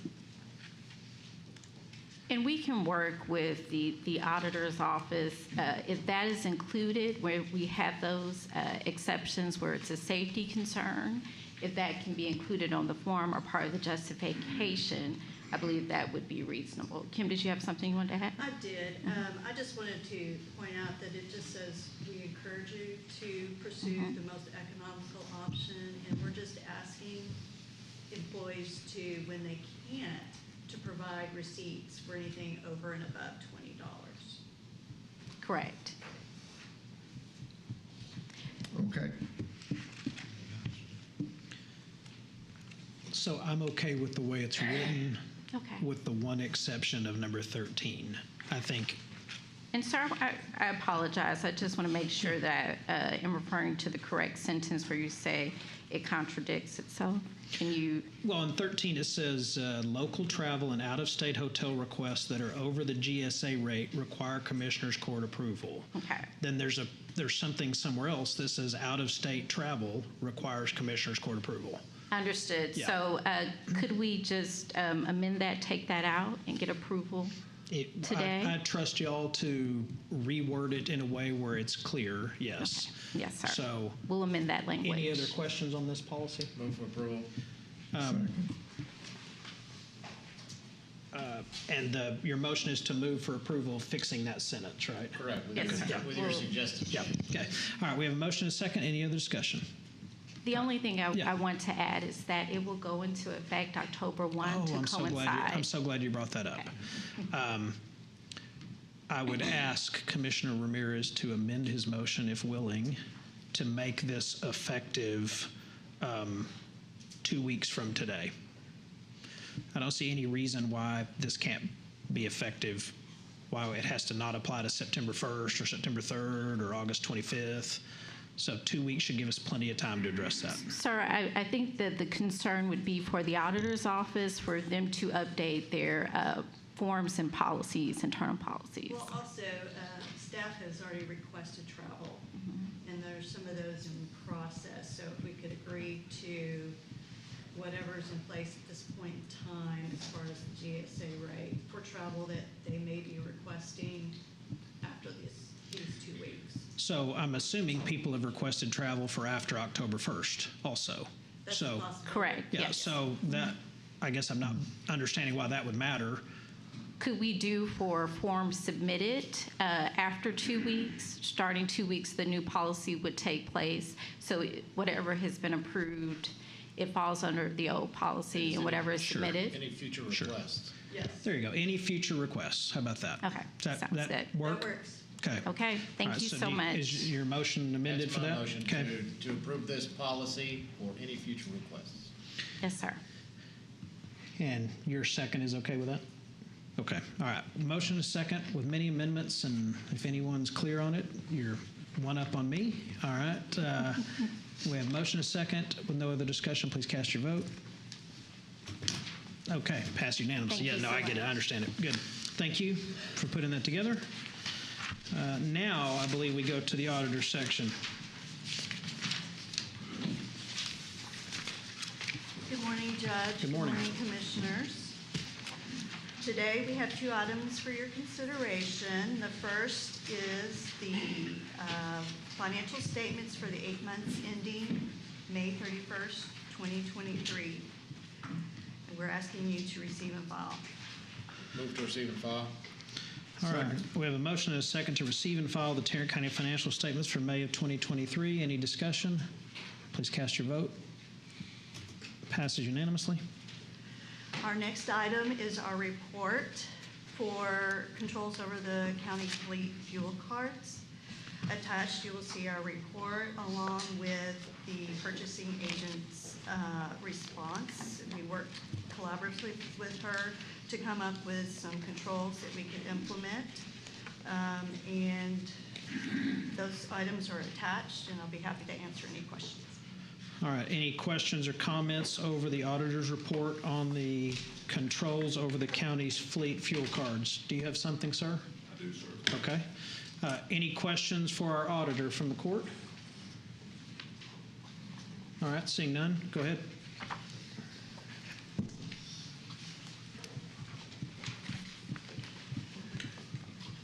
The only thing that, just a couple of ideas in regards to fuel cards and the auditing and some of the rules of our control issues that are putting in place is going to be very, very cumbersome. And our quick snapshot at it, we'd like to request, if you do that, to give us about 2 clerks to just be able to account for the things that we're being asked to account for there. So I'm clear on this. The auditor's report is just the report on where things are. Is there something contained in the report changing the policies and procedures for the county? It does require the departments to provide controls or have an accountability for the cards that they have in place. We're just asking they make a listing of the cards and who they're assigned to, ensuring that they don't reassign passwords for retired individuals. One thing the sheriff does well is his team does reconcile what is actually receipts to what's been spent, but there are some areas in several departments, not just the sheriff's office, that need to be strengthened. Have you discussed these changes before today with the sheriff's department? Yes, sir. We've had conversations with Chief Gabbert and Scott Grazier as well throughout the process. Okay, and so they did not like some of these changes? That I can't answer. My staff had conversations with them. Tim Trussell actually had direct conversations. So is there anything that they expressed that we need to consider? Yeah, if you're serious about adding 2 clerks, I don't imagine we want to change policies that require the addition of 2 clerks to keep up with it. So go ahead. Yes, we spoke with Scott, and he did express concern in trying to keep up with the cards, because they do have the bulk of the cards. Okay. I believe it's over 200 cards.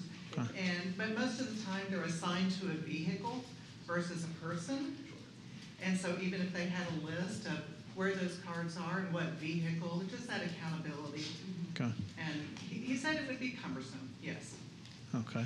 So have you, when you say 2 clerks, is that just kind of a, hey, this is going to be a hassle, or have you really looked at this and y'all thought this is going to need 2 positions to be added? No, I think our staff is strained right now with the work that they've had. I think this will add to it. And I do agree that I think we're doing a great job of reconciling our books now, and there's certainly no hint of theft, no hint of negligence, as far as I know, in the sheriff's office, and that this would add a great deal of bureaucracy to what we're doing. Okay. What is the problem we're trying to solve here? We don't know.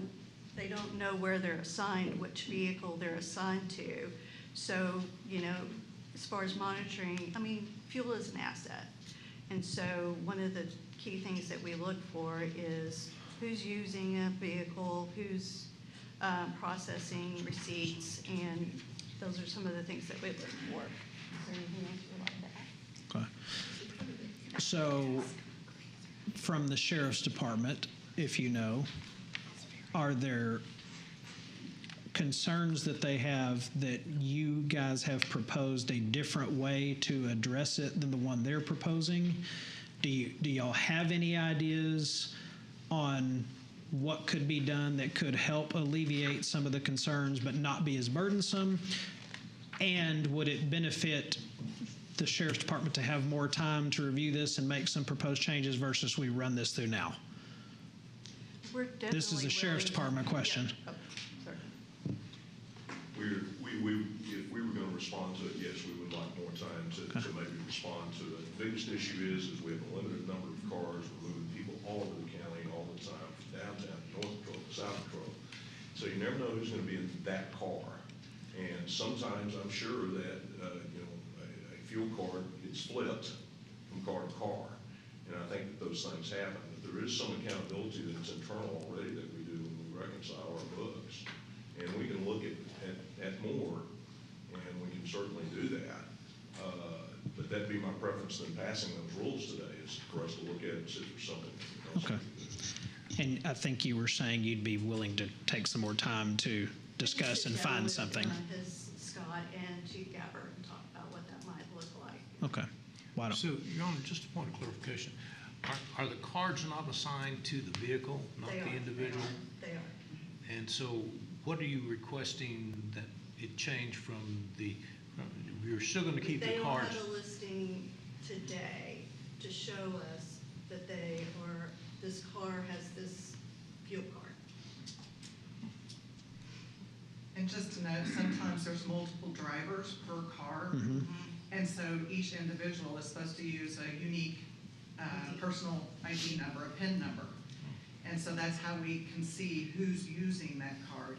But, in other departments as well, sometimes they share those PIN numbers. So we really don't know who used the card. Okay. Why do we care who used the card if it came from the Sheriff's Department? Well, there's some accountability insurance that it was used for county purposes and not their personal vehicle. Unfortunately, we have seen that before. We did see it during this audit. It's very hard to find, but that's one reason. It just So kind of if you have someone, like you say, we know Bob has this card, how would that help you figure out if he used it for personal use versus law enforcement use? Go ahead. I was just going to say, we also look at their schedules. Yes. And we look at where they're working that day. We look at their shifts and things like that. We do some data analysis to determine whether there are any risks before we even go into the field. How many people work on this looking at their vehicle gas usage? We had one senior assigned to the project, and Kim was the manager. Okay. All right. Court, any comments, questions? No, I think the agreement to go take a second look and find the way that's going to work without adding any more personnel or red tape, so to speak. I agree with the premise of making sure that there's accountability and that we tighten up the controls. Personally, I think if every individual employee is assigned a PIN number, then it's management's job to hold them accountable to use that PIN number. We should never have a situation where we say we don't know who used what PIN or they're sharing. We should by policy say that's not allowed. And then if they don't follow the policy, well then you hold them accountable. So I understand cards get switched, people put them in their pockets, they miss them. But ultimately, I think that's on management to hold those folks accountable. So if you can find a way to where it's not going to overburden the employees, that'd be great. Look forward to hearing about it in 2 weeks. Okay. And is there any, does this need to be addressed in 2 weeks? I mean, if it took another month, is that okay? I don't know why it can't be done in 2 weeks, but. We have other dialogue that we're visiting with this team on, and so we'll try to address it at the same time. Okay. All right. Great. Thank you. Thank you. Thank you. Okay. So moving on from B2, next up, budget and risk management, item 1. Discussion and possible action related to fiscal year 2023 appropriation adjustments. These appropriation adjustments we're requesting approval on are from undesignated into various items. The first one is copier maintenance, which was approved after the fiscal year started. was higher than anticipated, and so we're just making all the departments correct. You'll see on a long list. And then that's in general fund. And over in capital, we're asking for money to go from undesignated to JP4 for a metal detector. And in resource connection, it's from undesignated for AC maintenance. And we're seeking approval on all of them. Okay, thank you. There's one item on this, which is professional services, $150,000, which related to the outside audit of Tech Shared Courts Management, which we have not addressed today. So all of these things that you're asking for at this point do not include that. Correct. We sent in a revised, updated version, which does not include that one. Gotcha. Okay. Any questions from the court? Move approval. I have a motion to approve. We have a second. Any discussion? All right. Seeing none, please cast your vote. All right, passes unanimously. Thank you, Helen. Next item would be removed from consent item related to the DA's office. Do we have somebody going to present that or speak on it? We do have at least one person signed up to speak to it.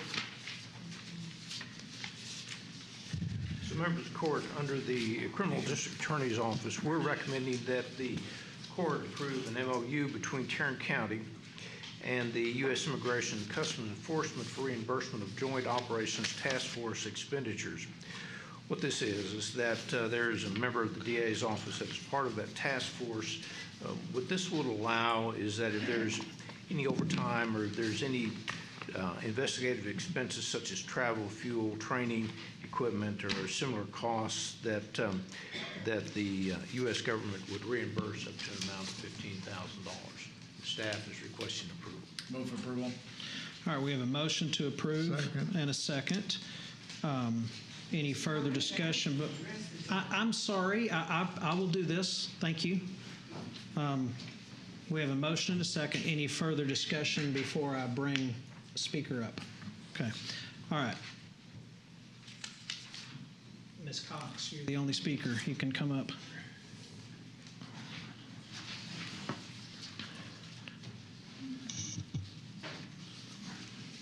My real objection, I'm Jackie Cox. My real objection to this item is that the posting violates the Open Meetings Act. The Open Meetings Act requires that when there is a posting, it must be sufficiently specific to put the public at large on notice of what is contemplated. The notice as to this item says contract between the DA's office and ICE and then it cites a statute. It gives us no idea whatsoever what activities would be conducted, what the price tag on the contract would be.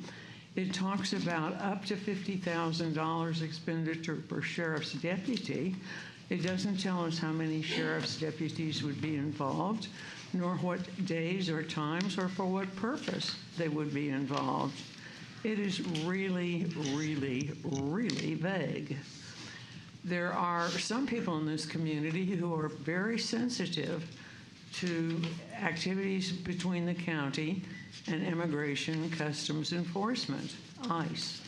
In prior years, there have been demonstrations, ICE out of Tarrant, because what was happening with some of the ICE detainer warrants that were dropped was that when somebody was about to make bond to get out of jail, a detainer warrant would be dropped, and if they exercised their right to use their bond, the person who had just posted bond would lose the bond posted and would be picked up by ICE for possible deportation. That was very unpopular in the Hispanic community. Very unpopular in the Hispanic community.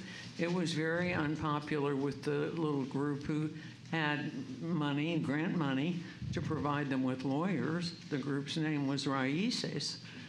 And I went to some of the most fractious, I think probably the most fractious meeting I ever attended in this room was an ICE out of Tarrant discussion of an original contract between the sheriff's office and ICE.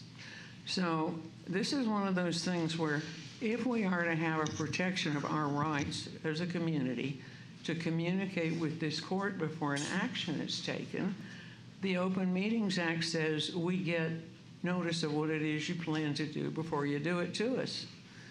We may or may not win, but at least we know what will happen.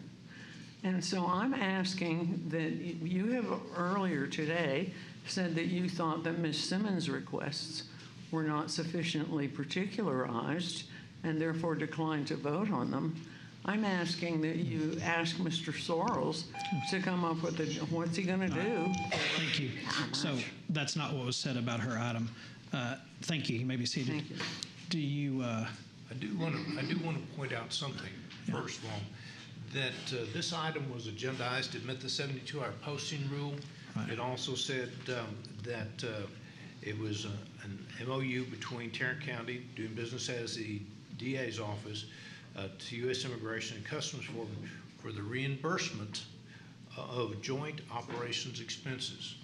As I said in my presentation, it's not a $50,000 expenditure on the county. It is a reimbursement from the federal government to the county of up to $15,000 per officer. Thank you. Mr. Cradaville, do you have any issues with the way it was posted in terms of does it comply with the law? I believe it does comply with the law. Okay, thank you. All right, we have a motion and a second. You may be seated. Thank you. We have a motion and a second. Any further discussion? All right, please cast your vote. All right, passes unanimously. Next up, Human Resources. First item, receive and file the personnel agenda. Move to receive and file the personnel agenda. We have a motion to receive and file the personnel agenda. Second. We have a second. Any discussion? Please cast your vote. Passes unanimously. Thank you very much. Good afternoon. Looks like we're a few minutes past noon. Judge O'Hare, if I could skip item 2, and we'll come back to that. We'll make that our last item. I suspect that will generate quite a bit of discussion. So we want to jump into the other items. Okay. Item 3, we're asking the court to approve an extension of project employment for the county clerk's office. I think during our last court meeting, we had quite a bit of discussion about project temps. And so here I am before you again with Ms. Nicholson, seated right behind me. This is a request that she's made. So according to your court communique, this is an employee who's worked for the county clerk's office for several years in this project temporary status. In speaking to Ms. Nicholson, she indicates that they've encouraged this employee to apply for regular full-time positions, and thus far he's not made a decision to do such in the county clerk's office. And so she deems his work critical. I believe he's involved in the ongoing imaging of her documents. She describes him as a very good employee and does not want to do anything to disrupt that employment relationship. So she is requesting a 1-year extension as required by policy, and if approved, then that will take his employment through August of 2024. And again, there is no impact to the general fund. Ms. Nicholson is using her records preservation and restoration fund. I'm confident that Ms. Nichols has done everything in her power to persuade this employee to come full-time, and that it's not possible, so I will move for approval. Okay, we have a motion to approve. I'll second it. Any discussion? All right, please cast your vote. All right, passes unanimously. Thank you. So item 4, this is a request for a waiver of terminal benefits. Specifically, this is a request from the Domestic Relations Office. As described in your communique, the request is actually for 2 waivers. We have 2 incumbents, one who occupied the position of Collections and Enforcement Manager. The other was a Child Support Officer. Both retired at the end of June with 400 vacation hours. Obviously, we're a little bit past June. So right now, each position has about 224 vacation hours still on the table. DRO is seeking your approval to waive the 224 hours for each position so that they can fill these positions.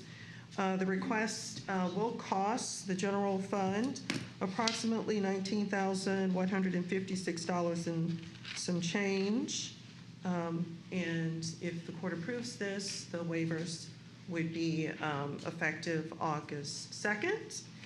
Mr. Depew, the executive director for DRO, is present if the court has any questions. Any questions on this item? All right, I don't see any. Do we have a motion?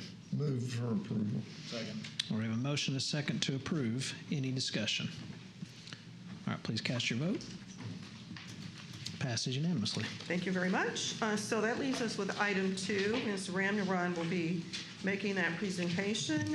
As she approaches the podium, I do have 2 just real quick announcements, Judge O'Hare and court members. I want to introduce to the court and to the rest of the Tarrant County family HR's newest team member, Shirley Alberter. Shirley, if you'll stand. She's been with us for a full week, and we haven't run her off yet. I ask her every day, are you still here? She's still here. So Shirley is our community resource coordinator. So she filled the position that was occupied by Susan Sodek. So we're really excited to have Shirley. Shirley earned her master's degree from TCU, and she did her undergraduate work at the University of Wisconsin, but we won't hold that against her. No. Too much? Welcome. Not too much, GK says. And then the last thing, and I don't see Ange yet, maybe she's somewhere around. She's behind you. She's behind me, great. She's stalking. I knew she couldn't be far. So I want to make the court aware of a hiring event that we're having next week, August 9th, in our efforts to address staffing issues in the Sheriff's Department and, of course, in other departments. We're hosting a job fair at the Resource Connection, and I have flyers. I'll pass those out in just a moment. August 9th from noon to 4 p.m. You're certainly invited to come and join us. We'll be on site. We'll have broadcasting live the ticket, and we will have 2 radio personalities, Dan McDowell and Jake Kemp. So we're excited about that. And so if you're into radio, sports radio, you'll know those personalities. Thank so, you. Ange, it's They on the station like 2 weeks ago. Yeah. By the way, we've also worked with RCI on this job fair. They'll be there? And they're going to be there also. Excellent.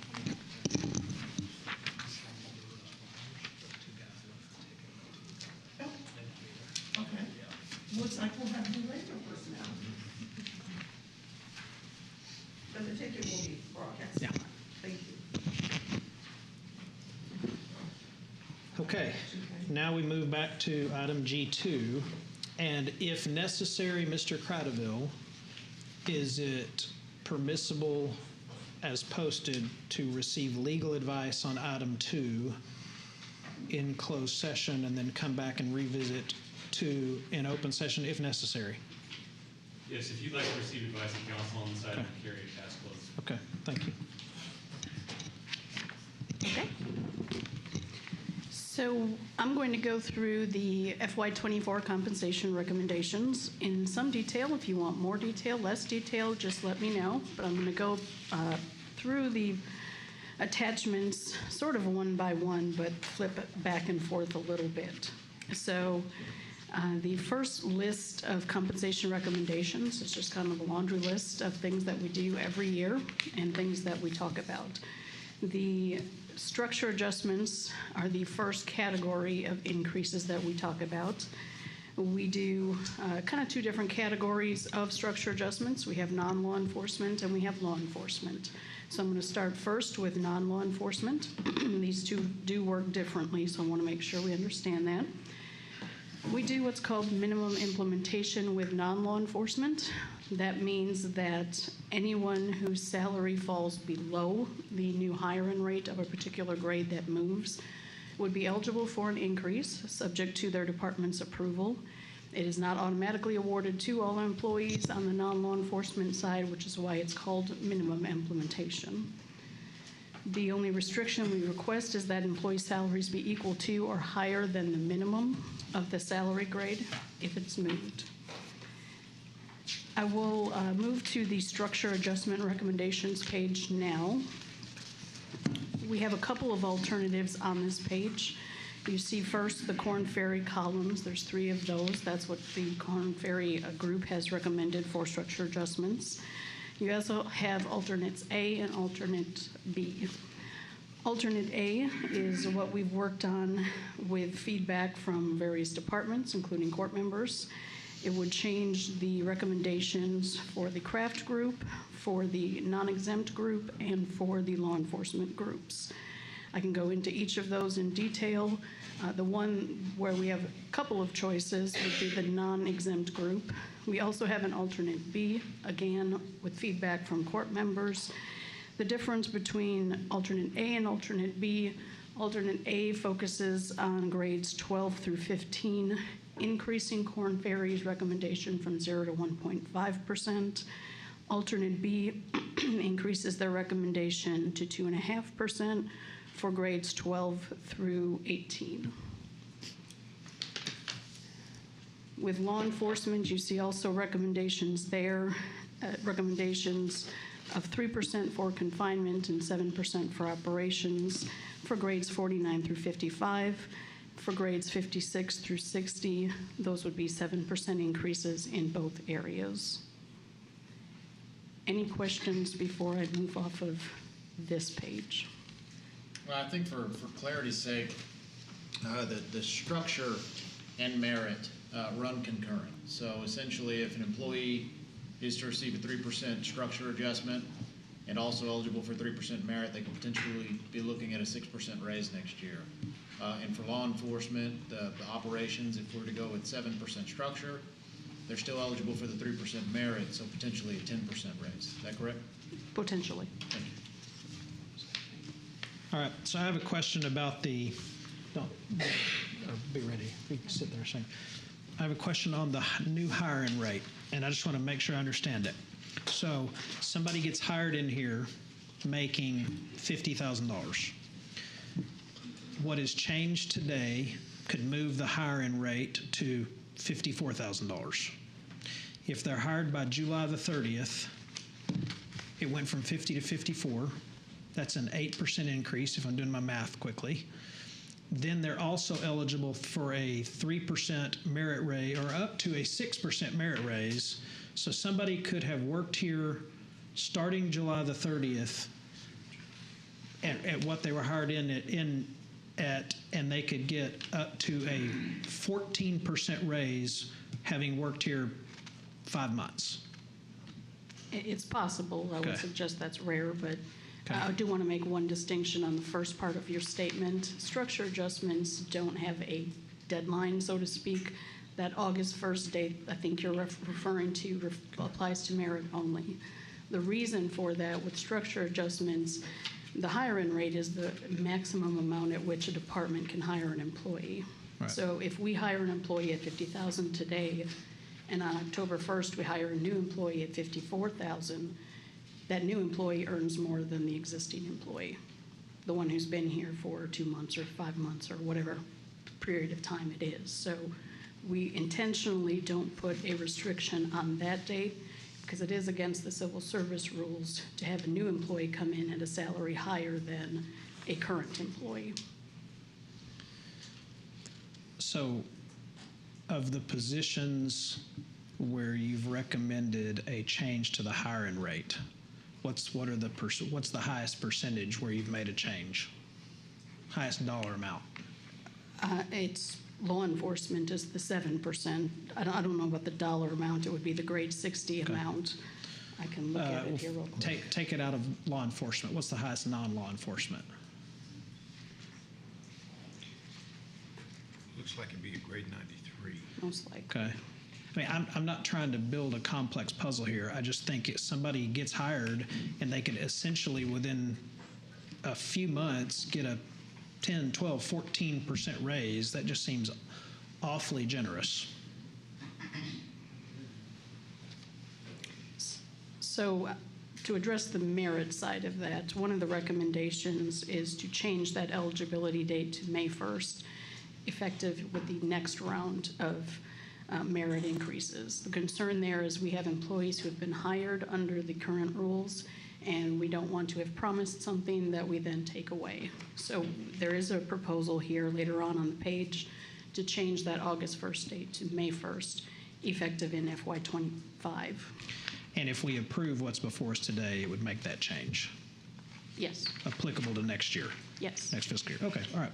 So, just a quick question. Next fiscal, which fiscal year would that affect? 25 or 24? It would affect 25. It would be effective in It's not the calendar year year coming up, it's the 24. one after. Yeah. Okay. Any other questions at this point? Now, I just want to make a comment. Ange, thank you for all your hard work. I mean, I know going through this process is tedious. I know that your staff does an incredible job. And in looking at what you've proposed with several alternates, et cetera, I think we're making it pretty clear how much we value our employees. You know, the market is competitive, but at the end of the day, there's no place to work like Tarrant County, in my opinion. And we continually ask our employees to do more with less. And so I'm happy with what you've put together, and I'm proud to support it. What does that mean? Thank you. What does that mean? Going to give it a Obviously, minute. what's that? Okay. All right. Go ahead. Okay. Yeah. The other exception that we're looking for with this fiscal year only, so fiscal year 24, is to continue our practice of having a hiring rate at midpoint for our nursing staff. This would be public health, this would be juvenile services. We have quite a significant vacancy rate remaining in those departments with the nursing staff. Juvenile has, I believe, 2 out of 3 positions vacant. Public health has about 30% vacancy.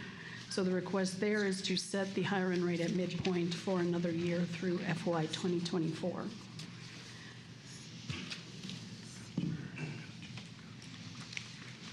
Moving forward then to elected officials, project employees, and unclassified employee increases. We are looking for a 3% salary adjustment there for this group. It would be subject to the salary administration guideline provision, so there are some there that have formulas.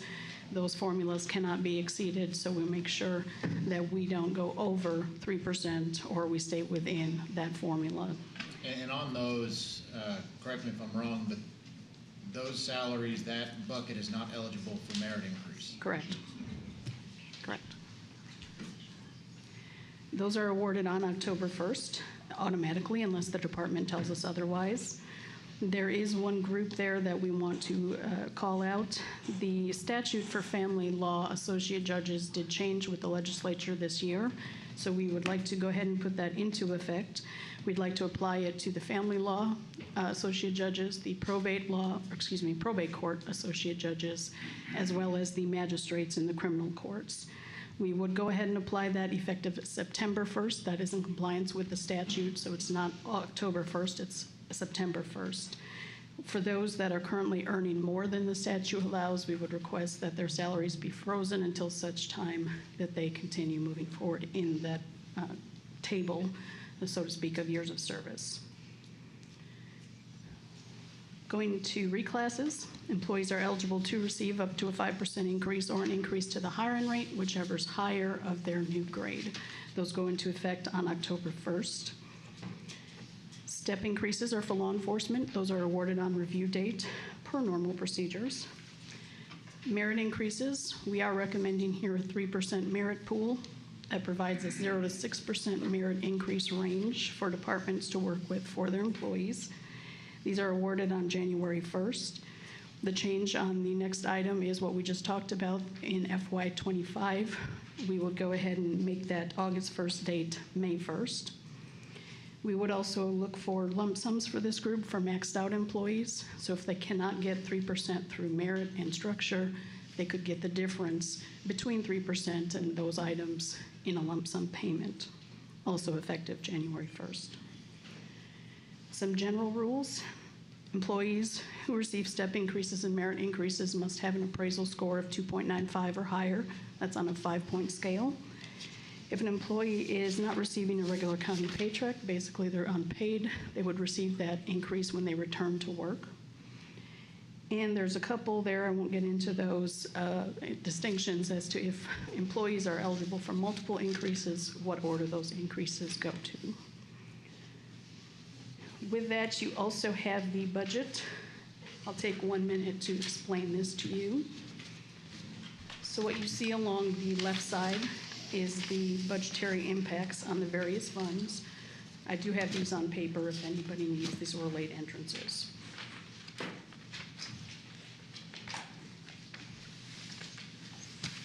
Anybody other than entrances?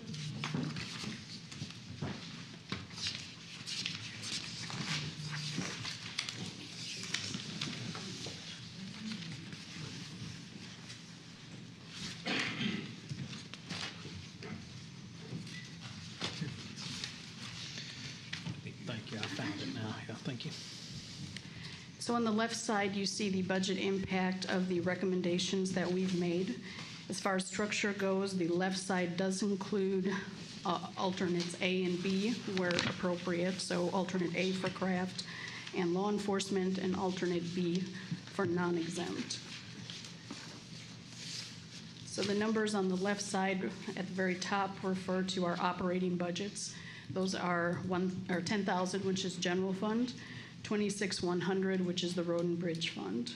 You can see the breakout of structure, merit, lump sum, etc., including step increases in that top left-hand box. Below that are 2 additional boxes. The middle one is for public health, so that's the TO 400 budget. Below that is the resource connection fund. On the right side, you see the breakdown in terms of dollars for law enforcement versus non-law enforcement and the percentage thereof, along with the right side, far right side being FY23 comparison. So what did we spend last year? And then the difference on the far right column. What's the 55-45? That's the percentage of the total increase? Correct. Gotcha. At the very bottom of the right-hand side, you see alternate A and alternate B. So that number, 73,433, is the difference for non-exempt structure adjustments between the 1.5 and the 2.5% recommendations. With that, I'll take any questions or look for a motion as to which alternatives on structure or anything else in general. Yeah, so I ask questions, ask away. Commissioners, if you have any, I am going to request that we address things to get advice of counsel. Perhaps we'll just ask those questions then and then come back after. Yeah, yeah. So we'll reconvene and take up this item after executive is closed. I mean, after executive is over. All right, thank you. Any other questions for Ange? Thank you, Ange. No, okay. All right, next up, purchasing. Melissa.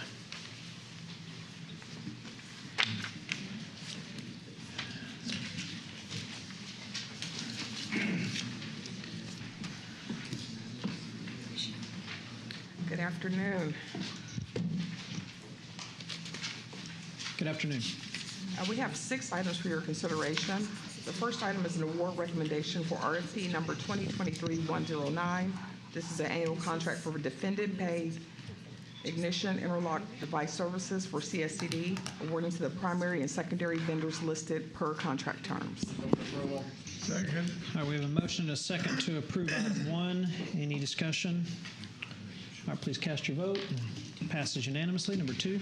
The second item is an award recommendation regarding bid number 2023-145. This is our annual contract for Green Bay Jail rooftop units and smoke fan replacement for facilities management, awarding to Infinity Contractors International.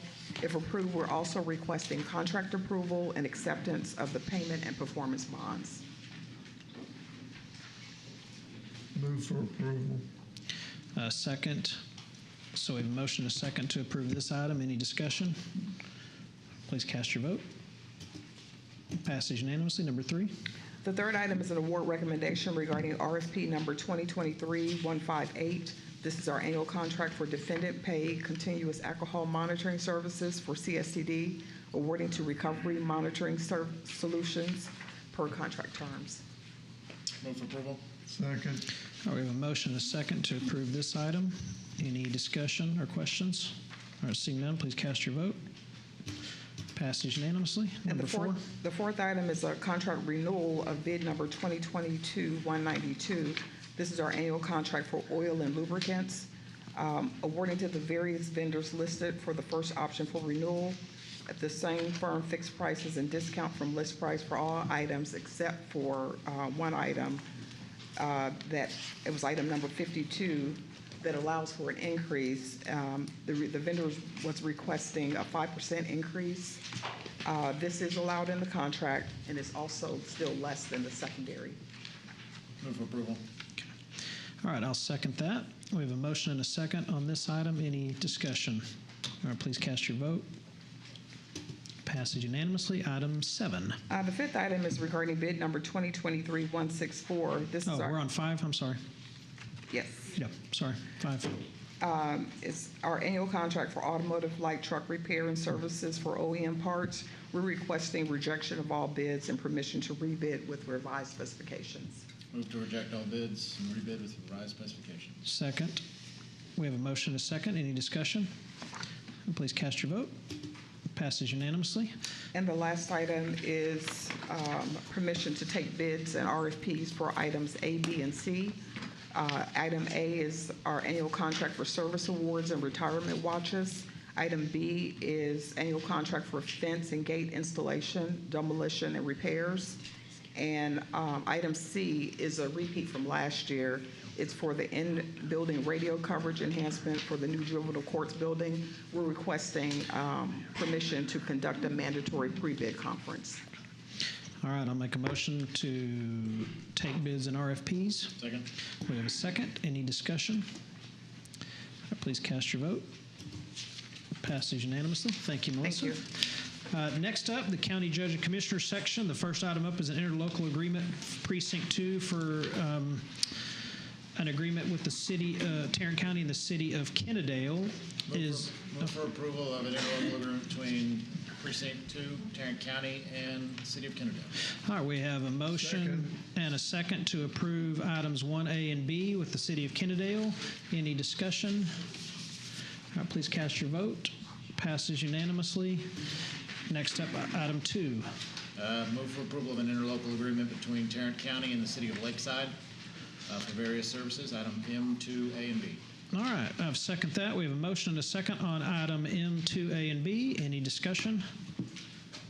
All right, please cast your vote. Passes unanimously. Next up, we have appointments to boards. Do we have a board or commission appointment?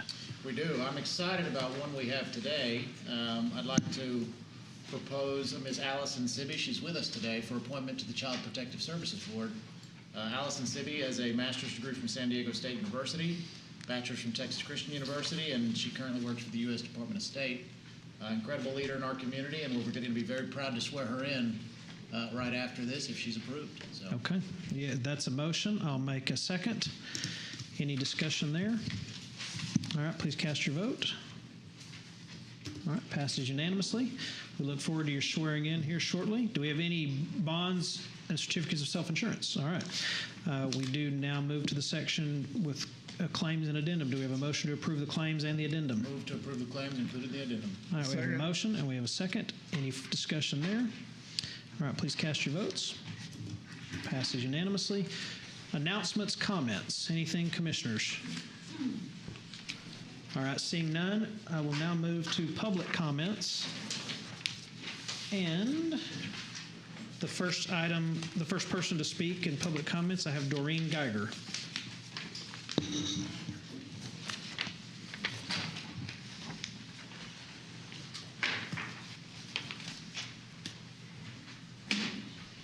Thank you. I am speaking only for myself. I'm not representing anyone else. Dallas County sued Governor Abbott and the state of Texas because the state could not take the mentally ill people from the Dallas jail into the state hospitals. And the Dallas jail is overcrowded also. In June of this year, in our county jail, we had 174 in our jail that are waiting for a state hospital.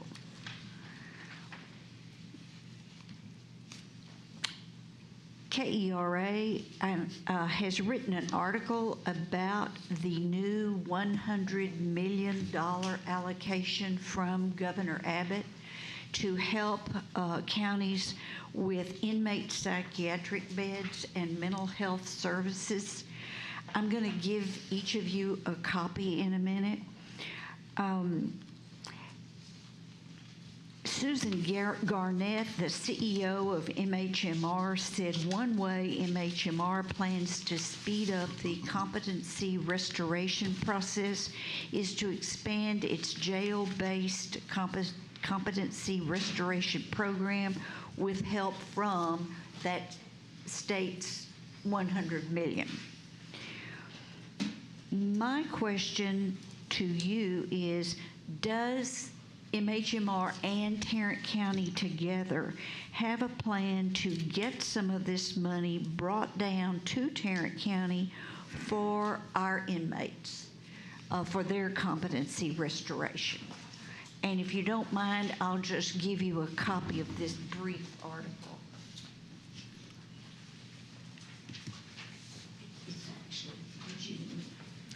Thank you very much, Doreen.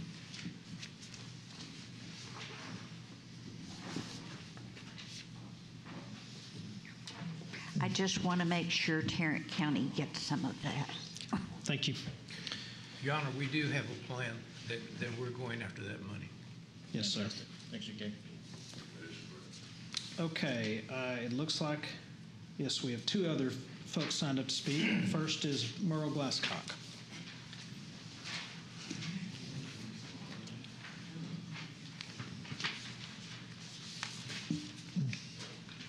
Good afternoon.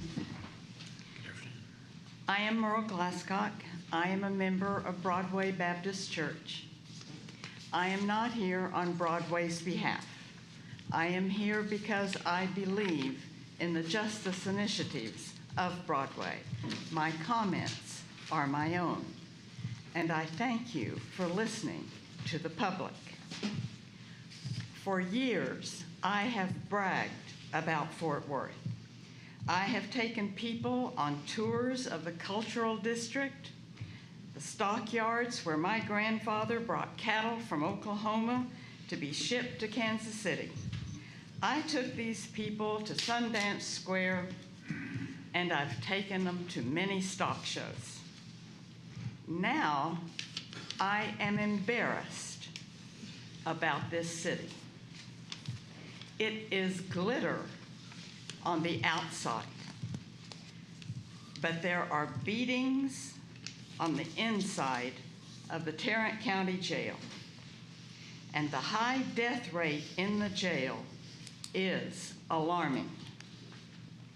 Our jails, and I quote, have become warehouses for people with mental illness. Now, I realize that the jail is needed for people who are dangerous and who hurt people, who hurt other people, many people. But too many in the jail are there for no just cause. They are not receiving the help they really need. They can't pay the bail. These people who have had low-level offenses and are not a danger to the community. The Tarrant County Jail is so overpopulated and understaffed that hundreds of inmates are being sent to Garza County, a for-profit prison in Post, Texas. That does not smell good. Let the people go who just cannot afford the bail. Get help for those who have mental illness. Just make room and deal with violent offenders. Thank you for using your power to make a positive difference. All right, next up is Nan Terry. Good afternoon. Good afternoon. Thank you for your service to Tarrant County and all its citizens. I'm Nan Terry, a resident of the county. As you know, I remain concerned about the inmate deaths in Tarrant County. I applaud you for your efforts you've taken, the new position approved last week, and the continued efforts to provide excellent training for our staff at the county jail, along with other regional local law enforcement. Thank you. Please don't stop. I use the Department of Justice letter and the Commission on Jail Standards report for citations for my following statements. Several deaths may have resulted from mentally ill inmates not eating or drinking. One example is Abdullah Muhammad, age 40, who passed away in June of 2020. His brother reported Abdullah had refused food and water for more than 5 days. And his brother wondered, should jail staff have known his brother was not mentally healthy enough to make that refusal? Another example was the mentally ill inmate Georgia K. Baldwin, who died of dehydration in the custody of the Tarrant County Jail. Judge, you reported last week, the last meeting, the Tarrant County Mental Health Jail Diversion Advisory Committee had met, and this morning I did receive an agenda and a draft notes. However, the information is still not updated on the county webpage, but thank you for the report, staff. Please keep the website up to date so the public knows what's happening. And I appreciate your efforts on this. Thank you. Okay, thank you. I don't have anyone else signed up to speak. Is there anyone else in the audience who would like to speak? Okay, seeing none, please remain seated and silent while I read the following statement. The Commissioners Court will now recess the open session and proceed to closed session to discuss items exempt under sections 551, 071, 072, 074, 076, 087, and 0725 of the Texas Government Code. We are now recessed to go into closed session.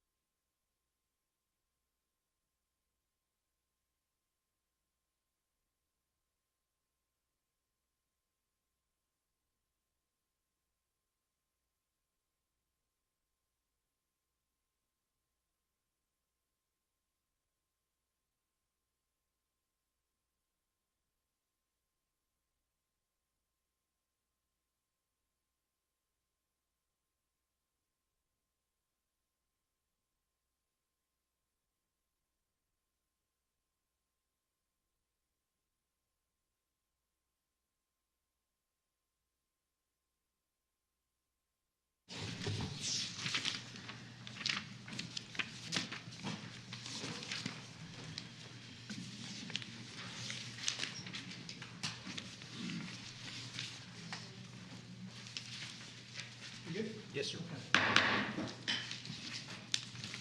All right, welcome back to the Commissioners Court meeting. We have just left executive session, and the only item that we need to address after our closed session is addressing the compensation study and our vote on the matter, wherever that may be. That would be G2. G2. Yes, sir. Move approval. Second. We have options here. Right. So what are we approving? Oh, B. Staff would recommend option B. Is B the slightly higher? Yes, sir. Okay. Yeah. All right, so we have a motion to approve option B, I think it was called. Is that enough? Alternate B, I knew there was a different word. Alternate B and all other items as recommended by HR. We have a second. Any further discussion? All right, seeing none, please cast your vote. All right, passes unanimously. And we now would entertain a motion to adjourn. Motion to adjourn. Motion and a second. Please cast your vote. Passes unanimously. We are adjourned. See you on August 15th.